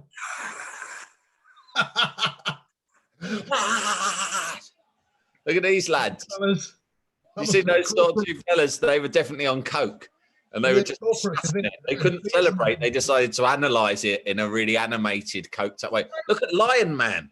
Did you see Lion Man? Yeah, Brian Robson seemed to have a transistor radio next to him with the aerial up. He's fucking trying to the charts or something.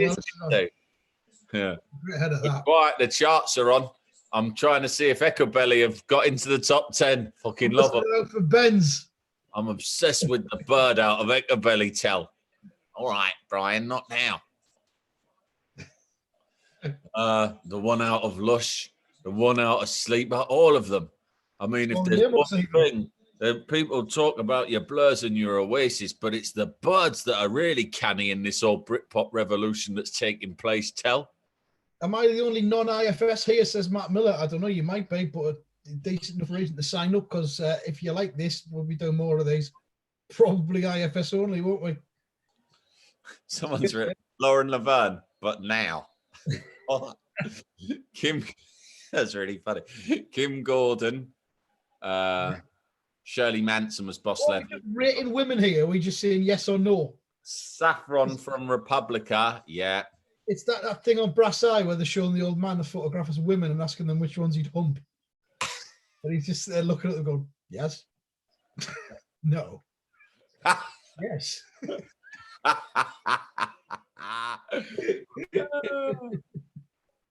Andy, do you have anxiety about the fact you can't edit out the parts where Sam goes over the line? Nothing gets edited. Nothing gets Barely, edited. very rarely. Sam's a professional broadcaster and has been for a lot of years. He's fully Listen, right. media trained. I've only had 2 errors in my long broadcast career, right? And they both came on the same show. One was I talked about a cat being shot on This Morning in about 2011. And then I returned to This Morning in 2020 and I made an unfortunate and regrettable joke about pharmacists. Yeah. Right? But those are just 2 comments. I mean, there must have been a million others where I didn't offend anyone. I noticed Bernard Sumner from New Order's getting something similar this week because he did an interview in the Times this week where he says, I've got a new boat waiting for me in Wales, but I can't get to it because the fucking Welsh won't let me in. So now the Welsh are up in arms because they think that Barney Sumner's fucking denigrating them. But this is it. You just make a comment. And you don't know what's going to happen. You don't know, do you? Her from Kylie Minogue. From Kylie Minogue. That's another one of them where it's the band and not the name of the singer, isn't it? Like PJ Harvey. Kylie Minogue's the name of the band. Yeah, it's the name of a band. Kylie Minogue is the singer. singer, but that's just a coincidence.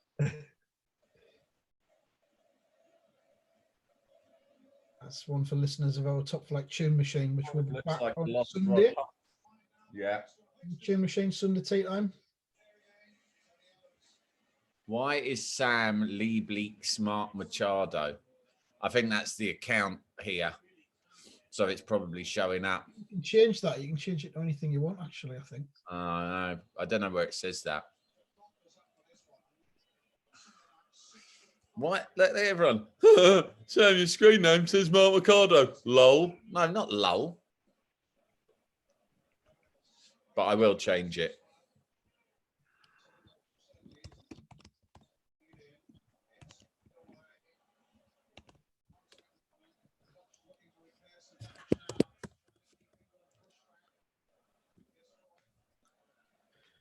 I've changed it, mate.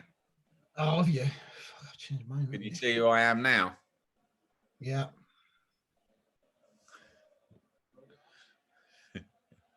You got to keep an eye on this because stuff's about to happen in this match.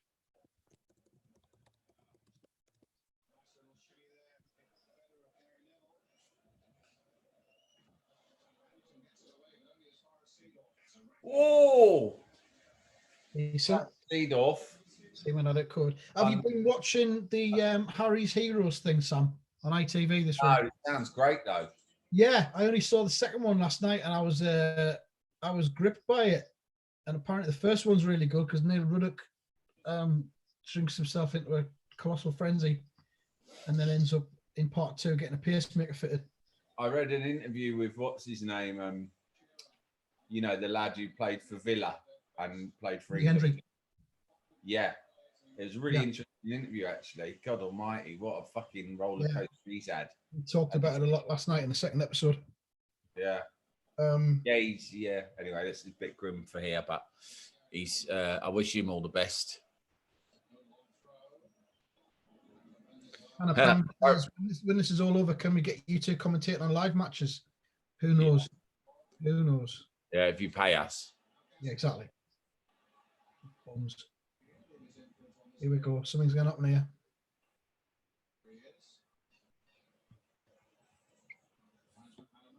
Oh, nice play from Gaza there. Oh, yes. He's the one there. There it is. Bang! What a goal. That's the goal, isn't it? Game over. Look at the way Gaza runs off and celebrates on his own. Look at these lads. Celebrating with them. I thought that was Sunderland fan for a minute. Look at Gaza. He thinks it's his goal. This is what I'm talking about. Maybe he thought Shearer was a cunt. Well, you know.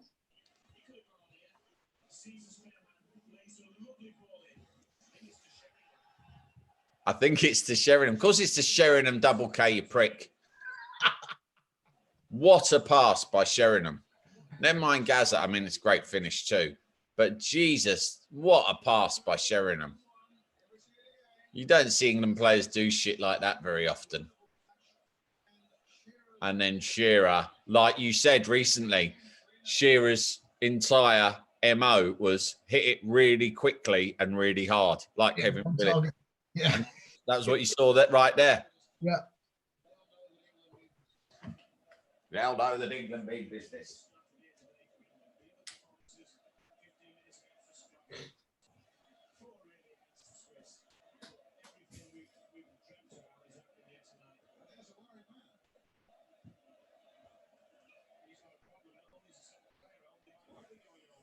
Question for each of you: who's your Bundesliga team? I did that thing, and mine came up as Bayer Leverkusen.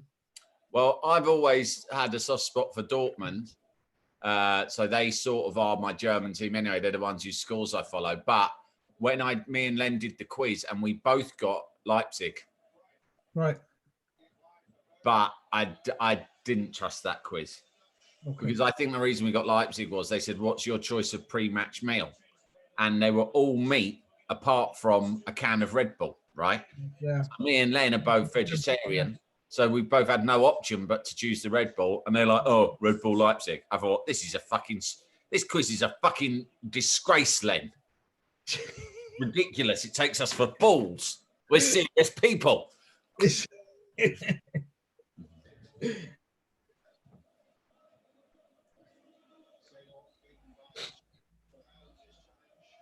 3-0. I mean, at this stage, you couldn't fucking believe what was happening, could you? No.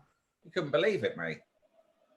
I'd never felt so shocked. Well, apart from people maybe don't think about, or certainly maybe it's a generational thing. But I suppose that time when we beat Germany 5-1 in Germany was possibly more. Yeah. But again, that was a group match, wasn't it? So it wasn't. My memories of this are much better than that. Because, it was Euro 96, wasn't it? Yeah. Euro 96. Losing the title, isn't it? Euro 96. Euro 96, mate. You can't beat it. Take a good thing that you think is good, right? But then think of that thing during Euro 96. It's better, isn't it? I mean, you're saying this at this point 3-0, the celebrations and everything. Bear in mind, I'd been drinking for about 7 hours by this point. Yeah. I'd been to the earlier match at St. James's. I was in a beer tent. God. Oh, man. Oi, calm down, Brian. Fucking hell. Oh, way.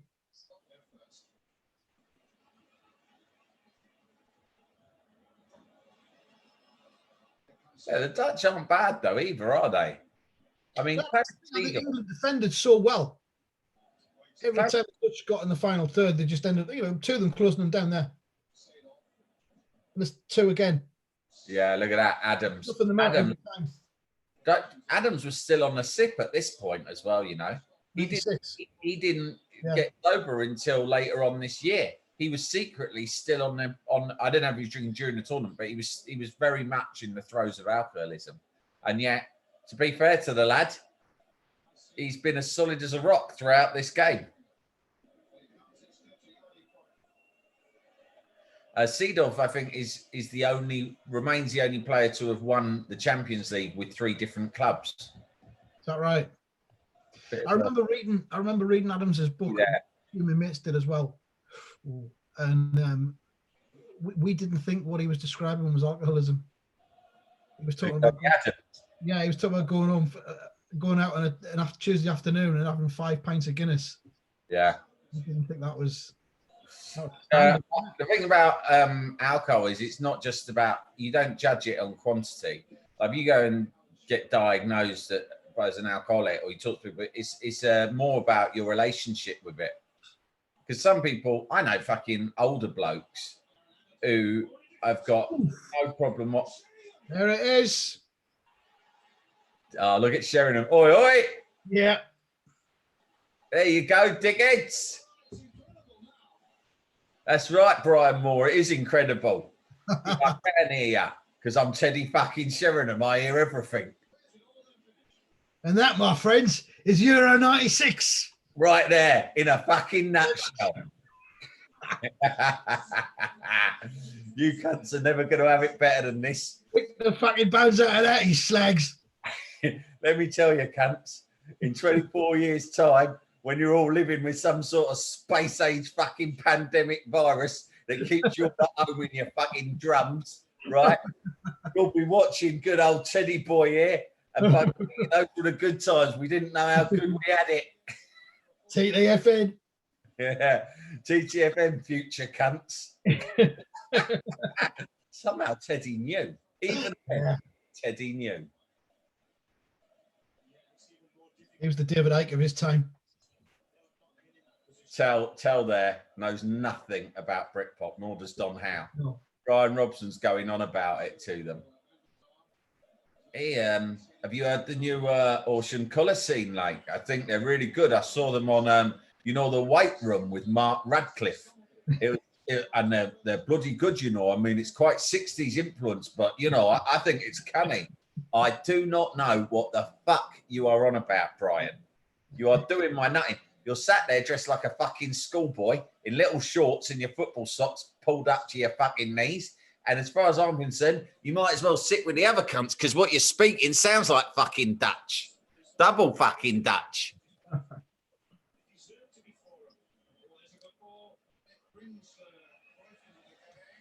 Leave it. Just let it go for a corner, Seaman. Doesn't matter. 4-0 up.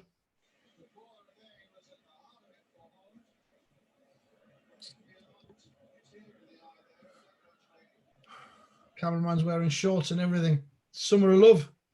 Oh, look at this. There's this is interesting. There's a comment here from someone whose name is Penshaw Accountancy. This is something we don't have on our collection of Top Flight Time Machine services yet, is an accountant, which is the obvious thing we need, right? Have we got a diversified farmer and a camper van person, but not an accountant? Penshaw Accountancy, whose comment is that right there was the pinnacle of human existence. Agree. Get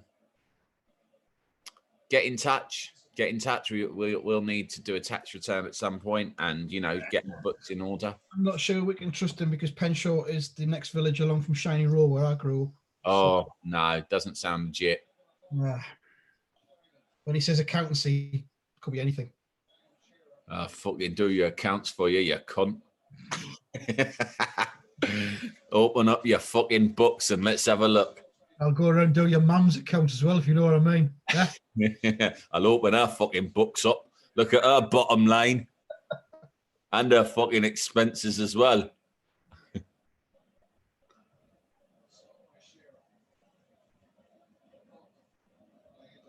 Tom Drew writes, big move using your company YouTube for this, Penshaw. Big move.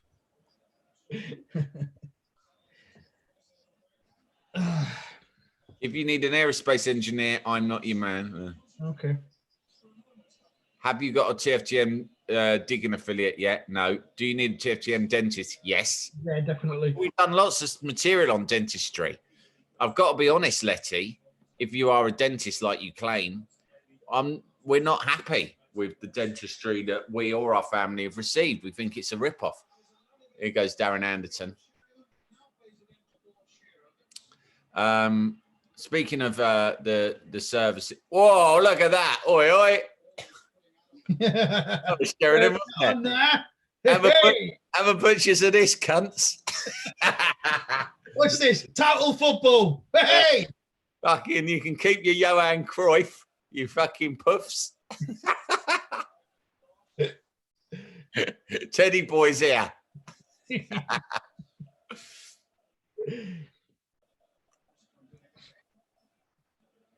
Francis Lampard Esquire says, I do rather hope that we can keep these Dutch players from scoring to ensure that our friends from north of the border could also qualify for the knockout stages. God, that was funny. That's the last bit. You think now, the best bits are over, but there is that really last bit. Oh, cynical. Was that Bergkamp? Yeah, what's Bergkamp doing back there? Playing it right back. Bergkamp was Yeah. a dirty player, though, wasn't Football, innit? he? He was a dirty player. He was spiteful, actually, Dennis Bergkamp.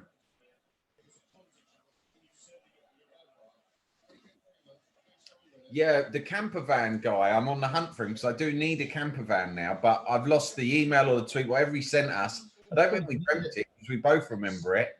But if you're out there, camper van dude, get in touch again because I do need to take you up on your camper van offer.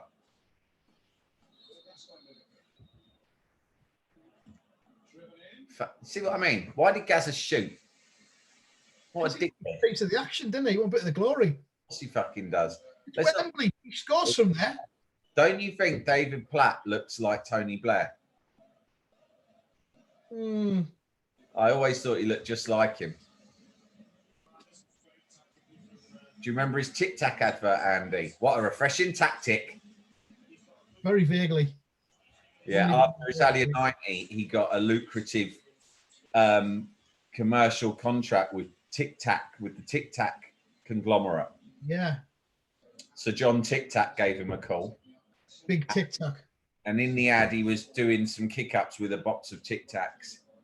And he went, what a refreshing tactic, which was a clever play on words. Very good. He's the man you'd want for a job like that, any David Platt. You know they tried to get Gaza and couldn't afford him. So they were fucking get so many others. And if they hadn't got Platt, they were going to get Des Walker. Tic Tacs are shit though, mate, aren't they? I mean, they're still going, but Yeah, fuck knows he thinks, oh, I'll go and get myself a fucking box of Tic Tacs. The best thing about them was the box, because it's better than having a packet, isn't it? It's better than having a wrapper. It felt more... You get a tangible thing you can keep. Felt more sophisticated. You put shit in that afterwards, wouldn't you? Stuff in it, yeah. Keep all sorts in there.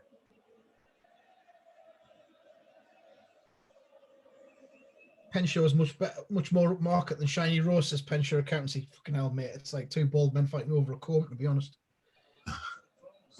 Did you hear what Brian Moore just said? It's like the last night at the proms. It's wonderful, isn't it?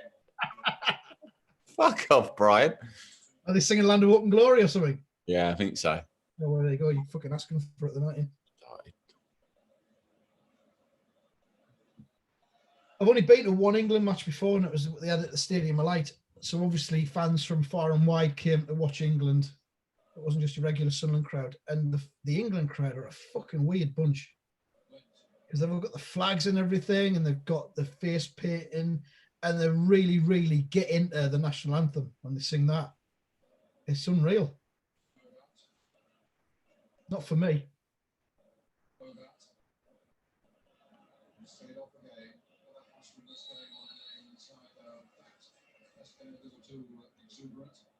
Exuberant.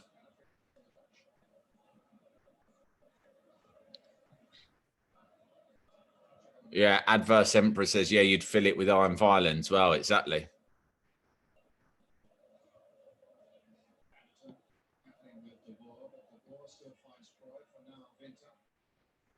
There's Paul Gascoigne's autograph on Stanley Racing betting slip. From whose is that? Yours? No, that's just been sent to us by Hannah Pounder. Oh, nice one. Watching you couldn't as watching Euro 96 reminds me of the time Gaza lived in my hometown, Seaham. Again, that's near me. It's better than Shiny Row. We saw him in the betting shop. I was 7. My granddad went in to get his autograph. See photo. What a fucking legend. Yeah, that's nice. Nice betting slip, that as well, I have to say. Yeah. That's when you still have to pay your tax as well in a bet. Different times. That would always confuse me.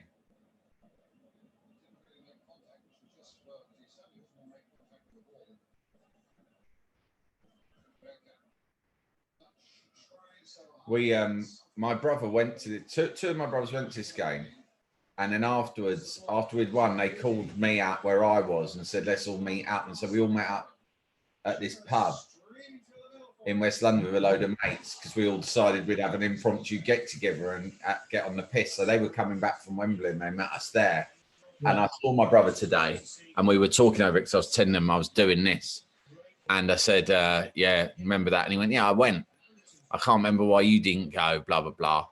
And then we all met up and he went, this is my brother Cass. He went, oh, yeah. I think that was that night I started a fight with Lawrence Delaglio. But he had. Delaglio was outside the pub on the Portobello Road in West London. My brother turned up fucking pissed up and for some reason took issue with him. And yeah, I mean, you know, Lawrence Delaglio. Rugby boy, it's a football night. Fuck off. Yeah, exactly. What are you doing here with your fucking egg ball? Go back to your fucking rugby den. Yeah, but I remember it. We were really pissed, but I remember Lawrence Delaglio just looking lightly amused. Do you know what I mean? Yeah. Like fucking Man Mountain, Lawrence. I've seen Lawrence Delaglio in the wild at other times as well, and he's an intimidating specimen. And also the other thing that happened was we were all standing outside this pub on the corner, and we'd had this sort of confrontation with Lawrence Delaglio, and then afterwards, my brother looked up and he saw my other brother's ex-girlfriend who he'd split up with about 18 months previously, right? And this is about 10 o'clock in the evening outside a pub on a summer's night, lots of people there. And we looked across the street and this girl who was fucking weird, right? We were all sort of scared of her. She was a weird person. And she was just standing. We hadn't seen her for 18 months. She was standing on the other side of the street under a fucking lamppost, right? Staring. And my brother Cass goes to my brother Fair, like, that's that girl that's your ex-girlfriend, right? We were right opposite his flat where he used to live with her. There's your ex-girlfriend over there. And my brother, we thought he'd be like, oh my God, what's she doing? And he just went, I know, just don't look. We realised that he'd never mentioned it to us before, but this was a really common thing that he'd been living with for 18 months, but he'd never mentioned it. Yeah. That she would turn up to regular haunts of his on her own and just be there and never approach, but stand at a distance staring. I'll play. Fucking hell, yeah. All that on this night. I just said, ignore her there, which is actually a quote from tomorrow's Melchester Odyssey that hasn't come out yet. So that won't resonate with anybody. And a quote from my dad. Ignore him. More of that tomorrow. I'll learn my thoughts on this tomorrow, but I will just say here, if there's any youngsters watching, wanting a bit of advice, I'll tell you, same as I tell my kids, never ignore anything. Never ignore anyone who's doing a thing. That's really journalism, isn't it? Never know what you might learn. Yeah.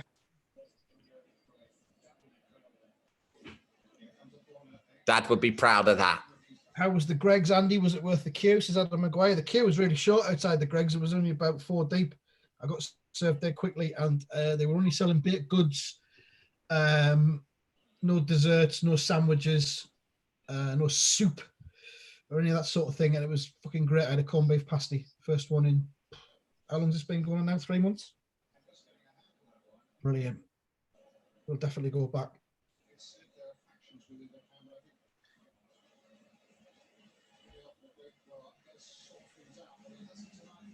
Not fucking laughing now, are they? Here comes Nick Barmby.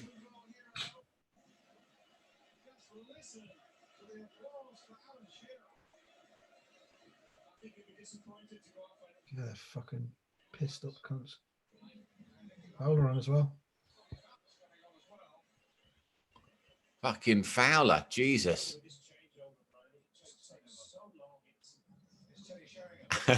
They're at it again, mate. They hate the electro. It takes so long. I'm sickened by it. It'll be robots controlling everything next, Brian. It's just taking the flow out of the game. Have you seen 2001? Brian, have you seen it? It's a fucking dystopia. I've just stopped watch that, Brian. That was 48 seconds. 48 seconds. It's only a 90-minute game. They've got this computer, right, up in space in that film 2001. It's called HAL, right? HAL. And it controls everything, and it turns against them, Brian. It develops its own consciousness. Absolutely. That's what's going to happen with those boards, Brian. And I'll tell you this as well. I didn't know the plot when I went to see it, but I sussed it early on.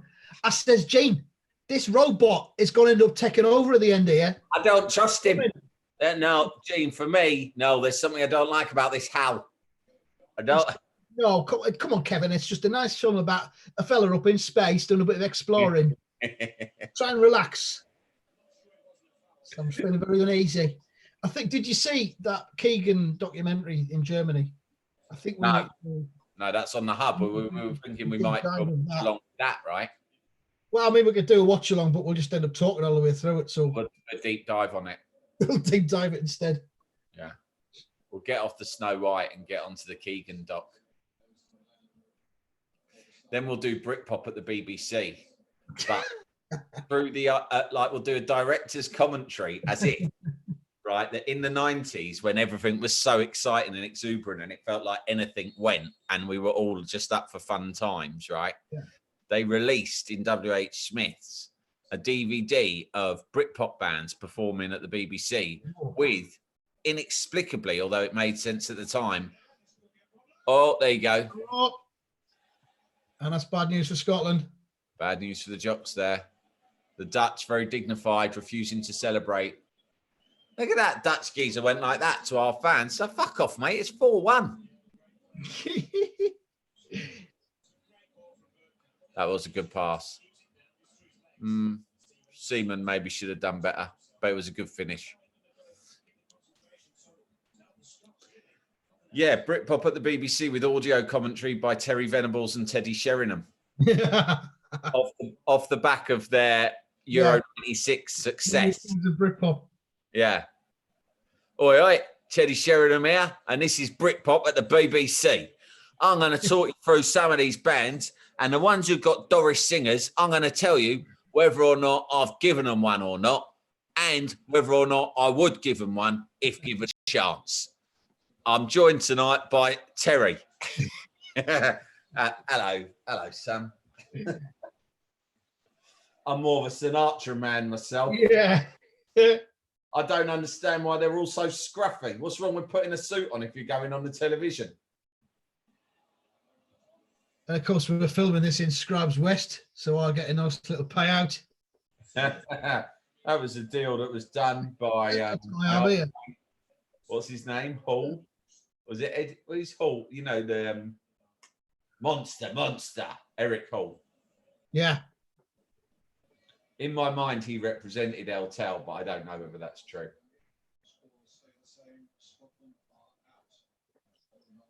Absolute monster. Monster's a good catchphrase, isn't it?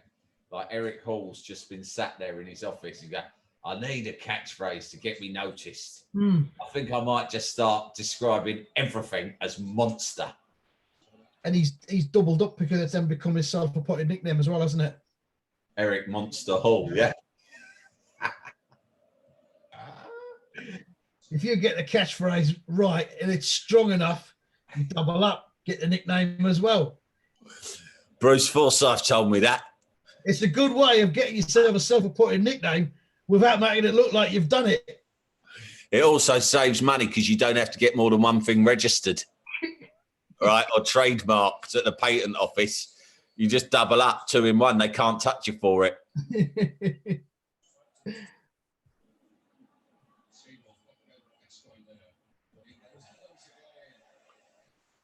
Another input from Francis Lampard Esquire. Well, that is jolly well bad luck for our Scotch brothers and sisters.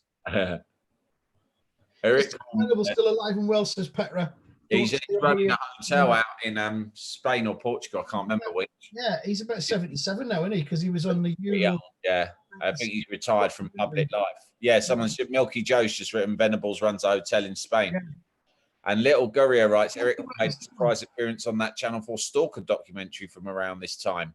Watched it again the other day. What? I was 10, says Luke Foster, when Euro 96 was on. And I found calling Terry Venables Terry Vegetables hilarious. And I still do. It is hilarious. I'd agree with that. The Viz used to do that, call him Terry Vegetables a lot, didn't they? I imagine so. Terry's Vegetables will be a good strip, yeah. Anyone ever go to Scribes West? Yes, I did. My brother Cass had his wedding reception there. True story. No one's doubting you, Sam. Yeah. Yeah, I went there then, and I think I went another night, maybe before the wedding, as a sort of little tryout. You remember during the World Cup when we recorded a podcast in the basement of a pub while the match was on? And it was like a live event and no one came. Yeah, that was weird, wasn't it? We've come quite far away from that now, haven't we? We've got 200 Yeah. people watching us on YouTube. How many people are watching now? 277 now. 277. Yeah. We might charge for this next time. £10. What should go down to 2? Shout for Juliet Wells from 90 Minutes Magazine. Oh, she's lovely, Juliet. Yeah. I'm your number fan. Is the Stalker doc Eric Hall is in? Oh, I'm your number 1 fan. Oh, was this the one with Mike Reed Stalker in it? Blue Rose or something like that? Because that was fucking disturbing, that one. Freddie Mercury wrote the song Killer Queen about Eric Cole. Oh. Letty says we call Terry Venables very terribles, which we also found hilarious. I've not heard that one.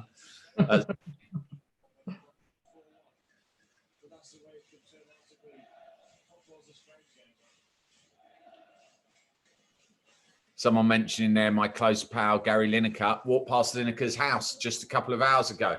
Really? And I can tell you, it's not an easy house to walk by because it's not sort of on a main residential street. Specifically go out of your way to walk past it. Well, I went for a little walk with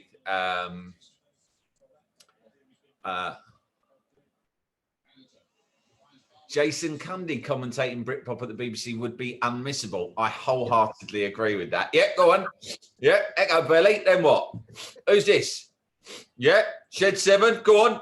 Yeah, band, guitars. Yeah. Oh, what's he going to do? Right. Okay, I've got you. Yeah. Then what? Yeah. Some might say. Yeah. Some might say. Some might say what? Hey? You got a point, mate. Come on, come out with it. Yeah. Let's hear from you. 08777 20 30 40. Don't look back in anger, yeah? Yes, Mike Reed says Little Gurrier about that documentary. I'm a number 1 fan. There's also a Doris sending death threats to Stephen Hendry in it as well. I bet that's on YouTube somewhere. Oh, listen to this. Paul Everson says, to Sam on a free space age teapot, I'm IFS and have a coffee and tea business. Yes, I'm interested. Oh, just Sam. Paul Everson, You know, because I've become synonymous with hot beverages. I haven't got a teapot at all. You've got fucking 6. That's graceful, mate. Well, there's only me drinks tea, isn't there? Yeah. A man of all means. Yeah, if I'm on my own, I'll still make tea in a pot. Yeah, but just for I'm what? not a fucking animal.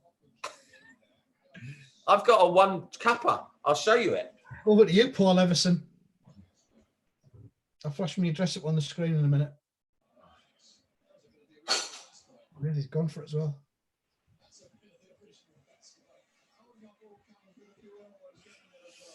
This, my friend, is my 1 cupper from when I'm home alone. Okay. Right?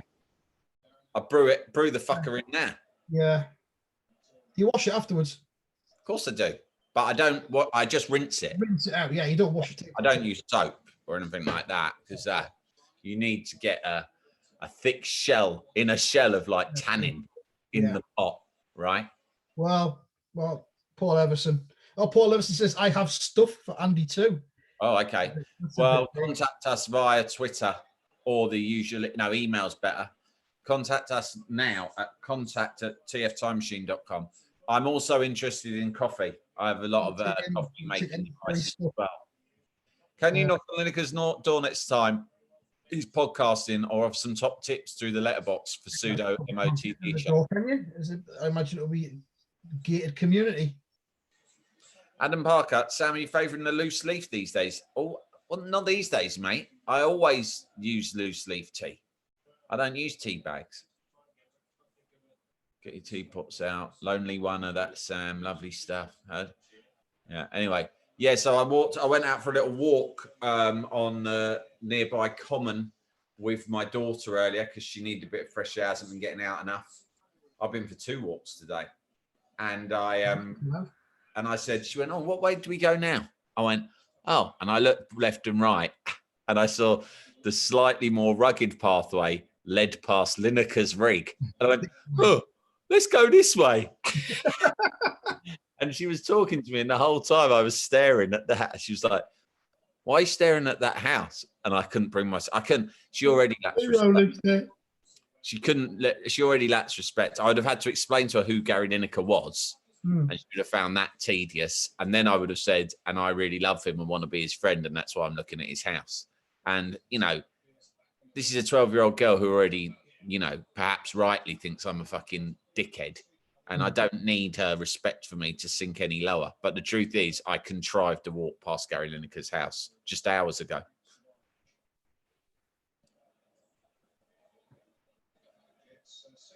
He's isolating on his own, isn't he? As he's been pointing out, and he's doing his Match of the Day podcasts. He's on his own. Right. He's like, what? He had symptoms or something? No, just he hasn't got anyone to live with. Yeah, because when he was still with his missus, Danielle something, really attractive lady, I used to see her around the area quite a lot. But I never thought she fitted in. She was almost too sexy for around here. Yeah. That's why I knew it wouldn't last. Didn't fit in. Okay. Like, too sexy for around here, love.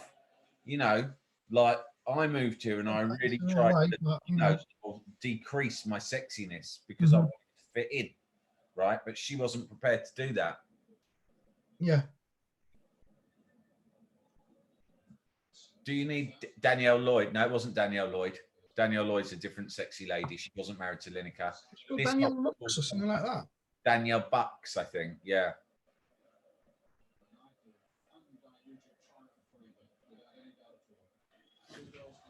Our old mate, Thomas Bradshaw, expert artist, whose Euro 96 lockdown wall chart I have on the wall just in front of me here, has asked, do I drink the tea straight from the pot? Sometimes I do, yeah. Sometimes I do if I'm really thirsty. Perfect time to make friends with Gary then, Sam. Ask him if he needs anything from the shop. Yeah, could do that. Around Sam's way. Oh, there she is. Yeah, yeah. See what I mean? Too sexy. Very good. Yeah, I mean, when she turned up at the farmer's market, it caused too much of a stir amongst some of the older lads. Do you know what I mean? Yeah.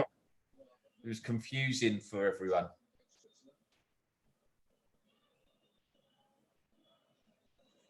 Oh, this match is nearly finished.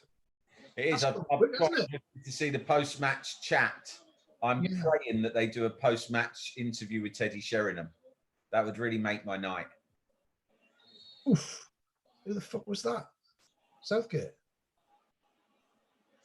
The thing is, England had a really strong bench, didn't they? In all these games, they're like, when they need the game shoring up a bit, they bring on Platt, or they brought on Redknapp, or they very often bring on Barmby, who was a very good, he was sort of proto Paul Scholes, I always thought, Nick Barmby. Yeah. That was flattered to deceive a bit, didn't he? Well, yeah, I mean, he ended up at Borough. I suppose that's what. Sam, did you ever try putting lager in your hair just wanting to know if it worked? Oh, what, after Michael Winner told me to? No, I didn't, because I thought it was on a wind-up. But I have heard it said by other people that it works. But I just think if your hair's going, it's going. Simple as that. Can't fight the tide, can you? Oh, by the way, Andy, I mean, someone has done... Do you remember I told you someone had been in touch about doing an animation, like a cartoon of Top 5? Well, today, I haven't sent it on to you yet, but he sent me just a little 2-second clip just for us to approve the characterizations he's done, right? And I was like, fine by me, I'll send it to Andy. But then I showed it to my daughter while we were out stalking Gary Lineker earlier.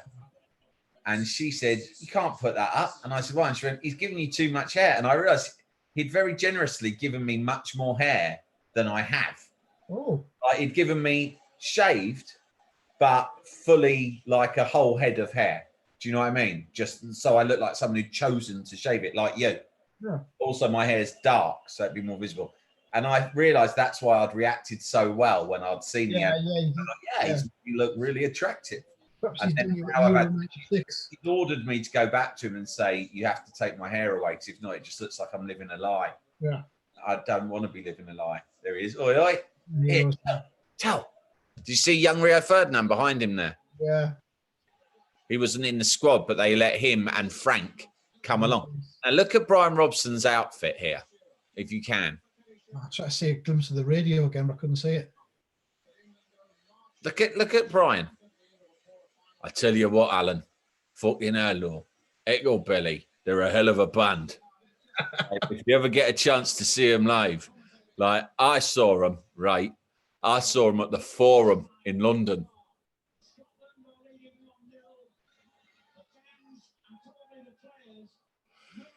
The thing about Shed 7 as well, I think there's potential there. You know, they're still in their infancy, and I think, you know, they could go on to be as good as the Kinks. The Kinks developing the same rate at the minute. The Blue Tones album, when you first hear it, you know, it's got one great standout song on it. And at first I was like, I'm not bothered about the rest of it. But I persevered, you know. Yeah. I've been listening to it in the car a lot. And, you know, they're great songwriters. Teddy's like, Alan Shearer's like, fucking hell, Brian, I'm still buzzing here. I haven't got time to talk about all these daft bands you're into.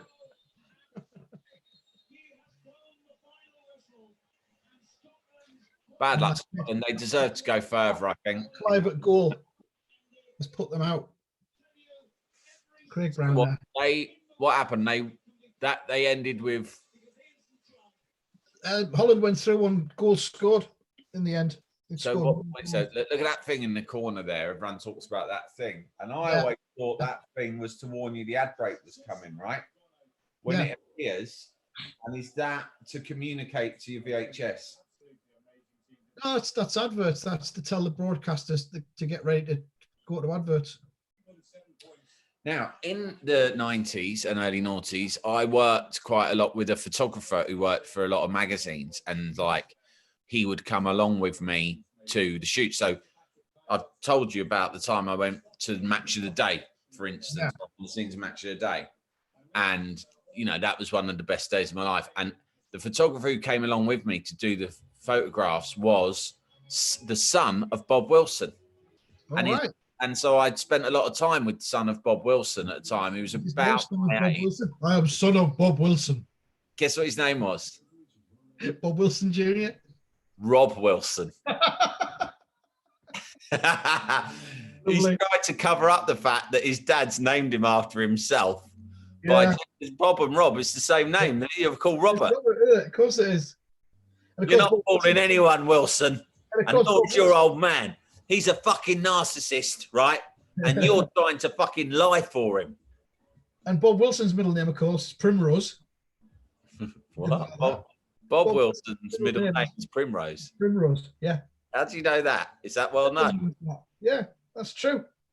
And Emmeline Hughes had a son and a daughter called Emmeline Jr. and Emma Lynn.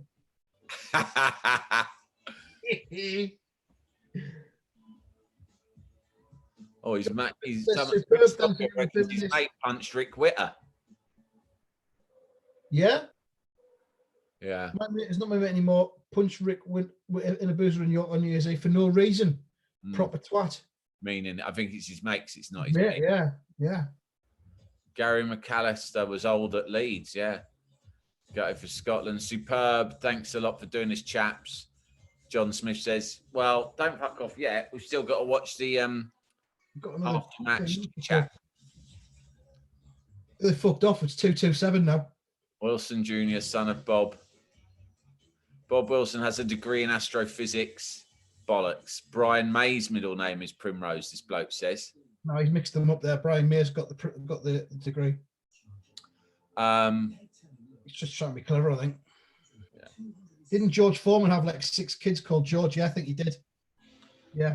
I knew a bloke at school whose middle name was Coxhead, right? And you know how it was found out? I wasn't there, but a bunch of mates went back to his house at lunchtime one day because he lived near the school. Yeah. And his like parents raised, so we can go back to mine. So he tried to usher everyone straight up to his bedroom, but someone went in the living room, right? And it was quite a posh house, and they had embroidered cushions, like novelty cushions on the sofa with their kids' names embroidered into them. So like one for his brother and one for him. Yeah. And I don't know whether to, yeah, fuck it, I'll reveal his name. His name was Ed Cheshire. And on this pillow, embroidered all really fancy. So it was a pure Lampard situation. Right. It's Edward Coxhead Cheshire. And everyone, and it, like, it's someone's in the living room and someone shouted, "Fucking hell, come and look at this." And it's dawned on Ed Cheshire, fuck, he's and he's like, no, and everyone's coming. He's like, look, you know, too excited to even speak. He's like, I mean, we were delighted. I mean, it just spread like wildfire. Fucking hell. George Foreman has got 5 sons who are called George Jr., George III, George IV, George V, and George VI. 4 of them have got nicknames. Obviously, there's George Jr., the first one, and then they're called Monk, Big Wheel, Red, and Little Joey. And that's the form there. Little Joey. Little Joey. He's the youngest. Shall we have the top 20? Yeah, let's do it. Let's get back into that then. Get the music on. I'll have to find it. Where the fuck's it gone?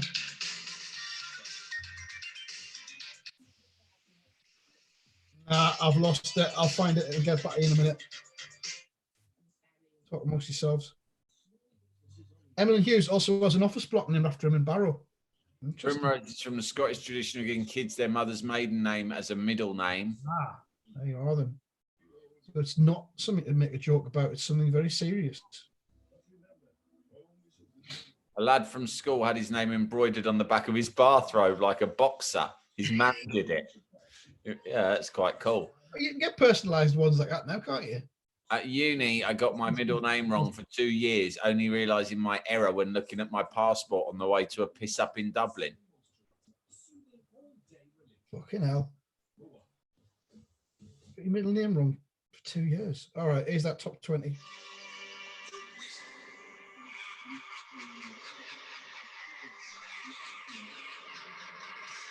Here we go. Straight in at number 20, it's Joe to See with Get On Up. Down 4 at 19. Manic Street Preachers, A Design for Life. Great song. Clubheads down 5 to 18 with Club Hopping. Down 8 at 17, it's Blur with Charmless Man. Up 3 to 16, Robert Miles, Children. New in at 15, Gloria Estefan with Reach. And down 3 at 14, 1300 Drums featuring Unjustified. Who are Cantona? SWV, You're the One, straight in at 13. Straight in at 12, Sean Maguire, remember him? Good Day. Down 7 at 11, Passive Movers, the Liverpool Group and Liverpool FC and the Boot Room Boys. Straight in at number 10, Black Grape, Fat Neck. In at 9, John Alford with Blue Moon and Only You, double A side. Down 2 at 8, it's the Manchester United FA Cup squad with Move, Move, Move, the Red Tribe. That's 2 football songs in the top 20. Pause it before we get into top 5 because Tell's speaking. Tell's speaking. Going to stop you there, Andy.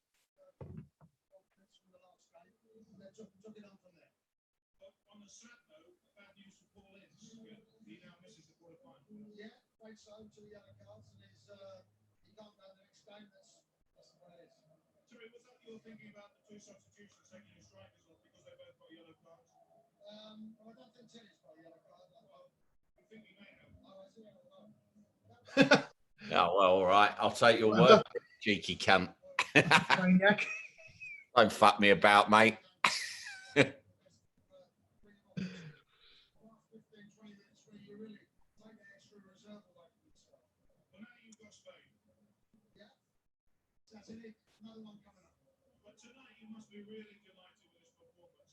Well, what do you think, you fucking tosser?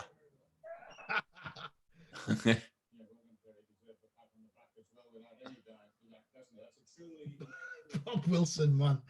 God. My Rob will be celebrating at home with his little friends. It was ITV's big coup, wasn't it, getting Bob Wilson, who'd basically been Jimmy Hill's number 2 for so many years. Yeah. Fucking hell. So he was their main man, was he? Yeah, Bob Wilson was, yeah. Yeah, they poached him from the BBC. Nice bloke, though, isn't he? Yeah, I suppose. Anyway, back to that top 10. Here we go. Where were we? Number 7, up one place is Smashing Pumpkins with Tonight, down 1 at 6. Love that song. Suggs. What? Tonight, I like it. All right. Suggs and Lucci Lou and Michi 1 with Cecilia. Up 5 at 5. Tony Rich Project, Nobody Knows. Up 3 at 4. There's Nothing I Won't Do. That's JX. Mark Morrison stays at 3 with Return of the Mac. Yes. George Michael down from 1 to 2 with Fast Love. That means we've got a brand new number 1. It's Gina G. Ooh, just a little bit. Boom. That was our Eurovision entrance. That is one of the best top 3s in chart history. That's strong in it. Yeah. Mark Morrison, Gina G, and who was number 2? George Michael, Fast Love. Fast Love, fucking hell. It doesn't get much better than that as the 1, 2, 3, does Best it? summer ever. Yeah, best summer ever. I'll be there. I was there watching my brother fight Lawrence Dallaglio. Pissed off. Going, I don't know about you, lads. Well, We've done the Dutch 4-1. The jocks are out. Cassie's having a fight with the captain of the England rugby team. Gina G's at number 1, and George Michael's at number 2, and Mark Morrison's at number 3. I'm in fucking dreamland, lad. Over there, just standing having a look. Having a right good look. That fucking nutty Doris you used to have it off with, right? And I can tell you, lads, and on art, right? I'm 21 years old, and I don't think life's ever going to get better than this. And they were like, "Oh, don't be like that, Sam. Life's got loads of adventures ahead of you. Things could be great." Well, fuck you, people from the past, because now it's 2020, and I'm looking back on that summer, that moment in 1996, and I can fucking confirm nothing better has happened since then. Now you're sitting in your house, showing off a teapot to 212 strangers on the internet. Finished my fucking Magnum's all gone. That box is empty. 1 pop teapot. Bald. Untriggerable. Yeah. Lifeless. Bloodless. I mean... RF says, would you rather have John Barnes' jacket or Jack Charlton's tie? I'm going to go with the tie, I think. Choose. They're both disgusting. I would go for John Barnes' jacket. John Barnes looks very insolent, doesn't he? I think he's annoyed that he's not there because John Barnes was still playing in 96 and was still... I'm having a listen, and he sounds quite subdued and a little bit shy, which obviously he's not now. He came on the now rested and much missed satirical program, Sam Delaney's News Thing. Yeah, he came on one of the last episodes and to talk about racism in football as my main guest. And then he did we made him do a battle rap, and we hadn't warned him. I can't remember why. The producer had said, don't warn him, he might not come. So we asked him on the day, and he was a bit pissed off that he hadn't been warned. And so we thought he wasn't going to do it. And then he just said, fuck it, I'm going to do it. And he did it really well. He would have liked to have got a rap ready, do you think? Yeah, but he spat it. Normal. Let's listen to these. Brilliant, isn't it?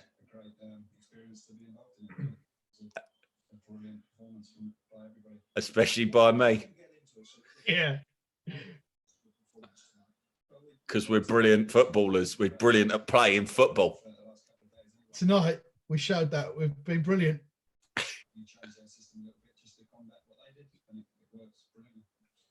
Brilliant. In conclusion, everything's fucking brilliant. Fast Love's at number 2. And here's a little known fact. George Michael wrote that song about me. Has the chart come out, mate? Any news on Fast Love? Is it still number 1? What? Number 2? You're joking. Who's knocked him off the top spot? Gina G? Yeah, to be fair, she's all right, she is. Yeah. Good tune.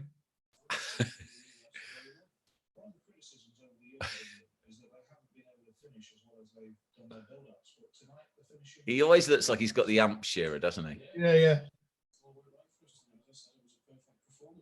As I said, I refer you to my previous answer. Please don't waste my time.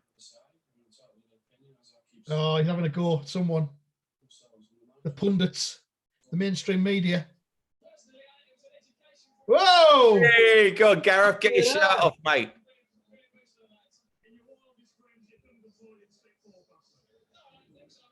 Oh, look, he's so happy there. But a week from now, he'll be a pariah figure. Weird camera angle, this, isn't it? It's very 90s. Yeah. It's like The Word. They've got the cameraman from The Word doing it.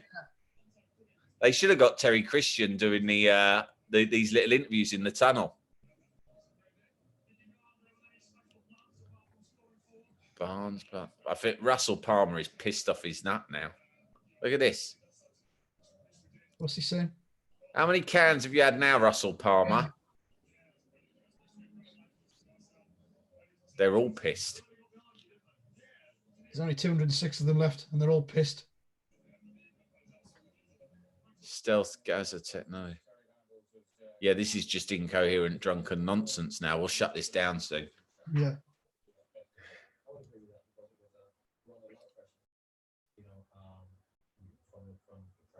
Terry Venables has come out in the press conference and said that's his best performance as a manager of England. Fucking hell, you don't say. Yeah, I'd say it's just about the best. I mean, we had a great 1-0 win over Poland a couple of years ago that I was always very proud of. We went to China and came away with 3-0. That was good. But this is next level.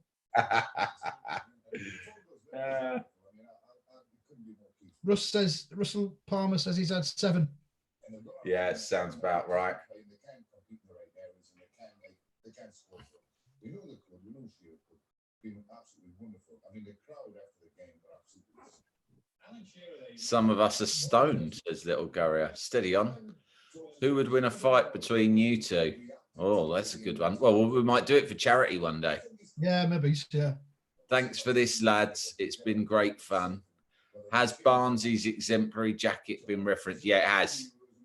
I'm not pissed. I'm a sober cunter like Nifty. I'm teetotal. Well, a minute ago, you said you'd had 7 drinks. Make your mind up, you nutter.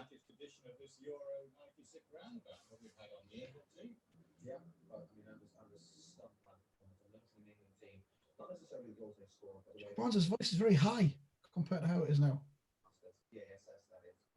God, I mean, I know this is a bit bitchy, but look, Barnes was a very good-looking chap back then, wasn't he? Yeah. Like, I mean, he's nice, but he piled it on since then. But he was still playing back then. And Jack Charlton was a beautiful man too, wasn't he? In his day, yeah. But even here, It's beautiful on the inside. he's Jack got Charlton. rugged sort of good looks. He's more like a kind of like a Cary Grant type, wouldn't you say? The thing with Jack Charlton is he'll take you out and you know he'll catch you a fish for your tea. That's guaranteed. That's in the bag, isn't it? Take you back to mine, and I'll cook it nice and plain, fancy. Maybe just a little bit of salt and pepper, and that's it. And I'll grill it so it goes nice and dry. I like a dry. Do you like a dry fish? I like a dry fish. I like to cook it so you remove all traces of its watery home that it once resided in. Yeah. I like it to be as dry as fuck before I can eat it. And then once you've had that, I'm going to do you roughly over the arm of the settee. Yeah. I like it to be like a fucking rusk. There's nothing worse to me than a moist fish. I like it to dry your mouth up almost. And I'm going to feed you that dry fish, and then I'm going to feed you something else. And on that bombshell, at the end of our look back to England versus Holland, 1996. Well, I hope you've enjoyed this, dickheads. Along. Yeah, thanks for your contribution. It's been brilliant. Yeah, it has. It's been a laugh chatting live with most of you. So thank you. And we'll do this again. We got Spain on Saturday. We might do it then. No, that really was a boring game. Let's do it with the Germany maybe. Yeah. Yeah. Okay. Let's do that. The Germany game, which will be sometime next week. Let's do that because that's a real big memory, isn't it? Yeah. Yeah, that's about it. We're going to go now. Sam, you need to stop the YouTube live feed now. However you do that at your end, you click on something and Stop live stream. See you, Dick.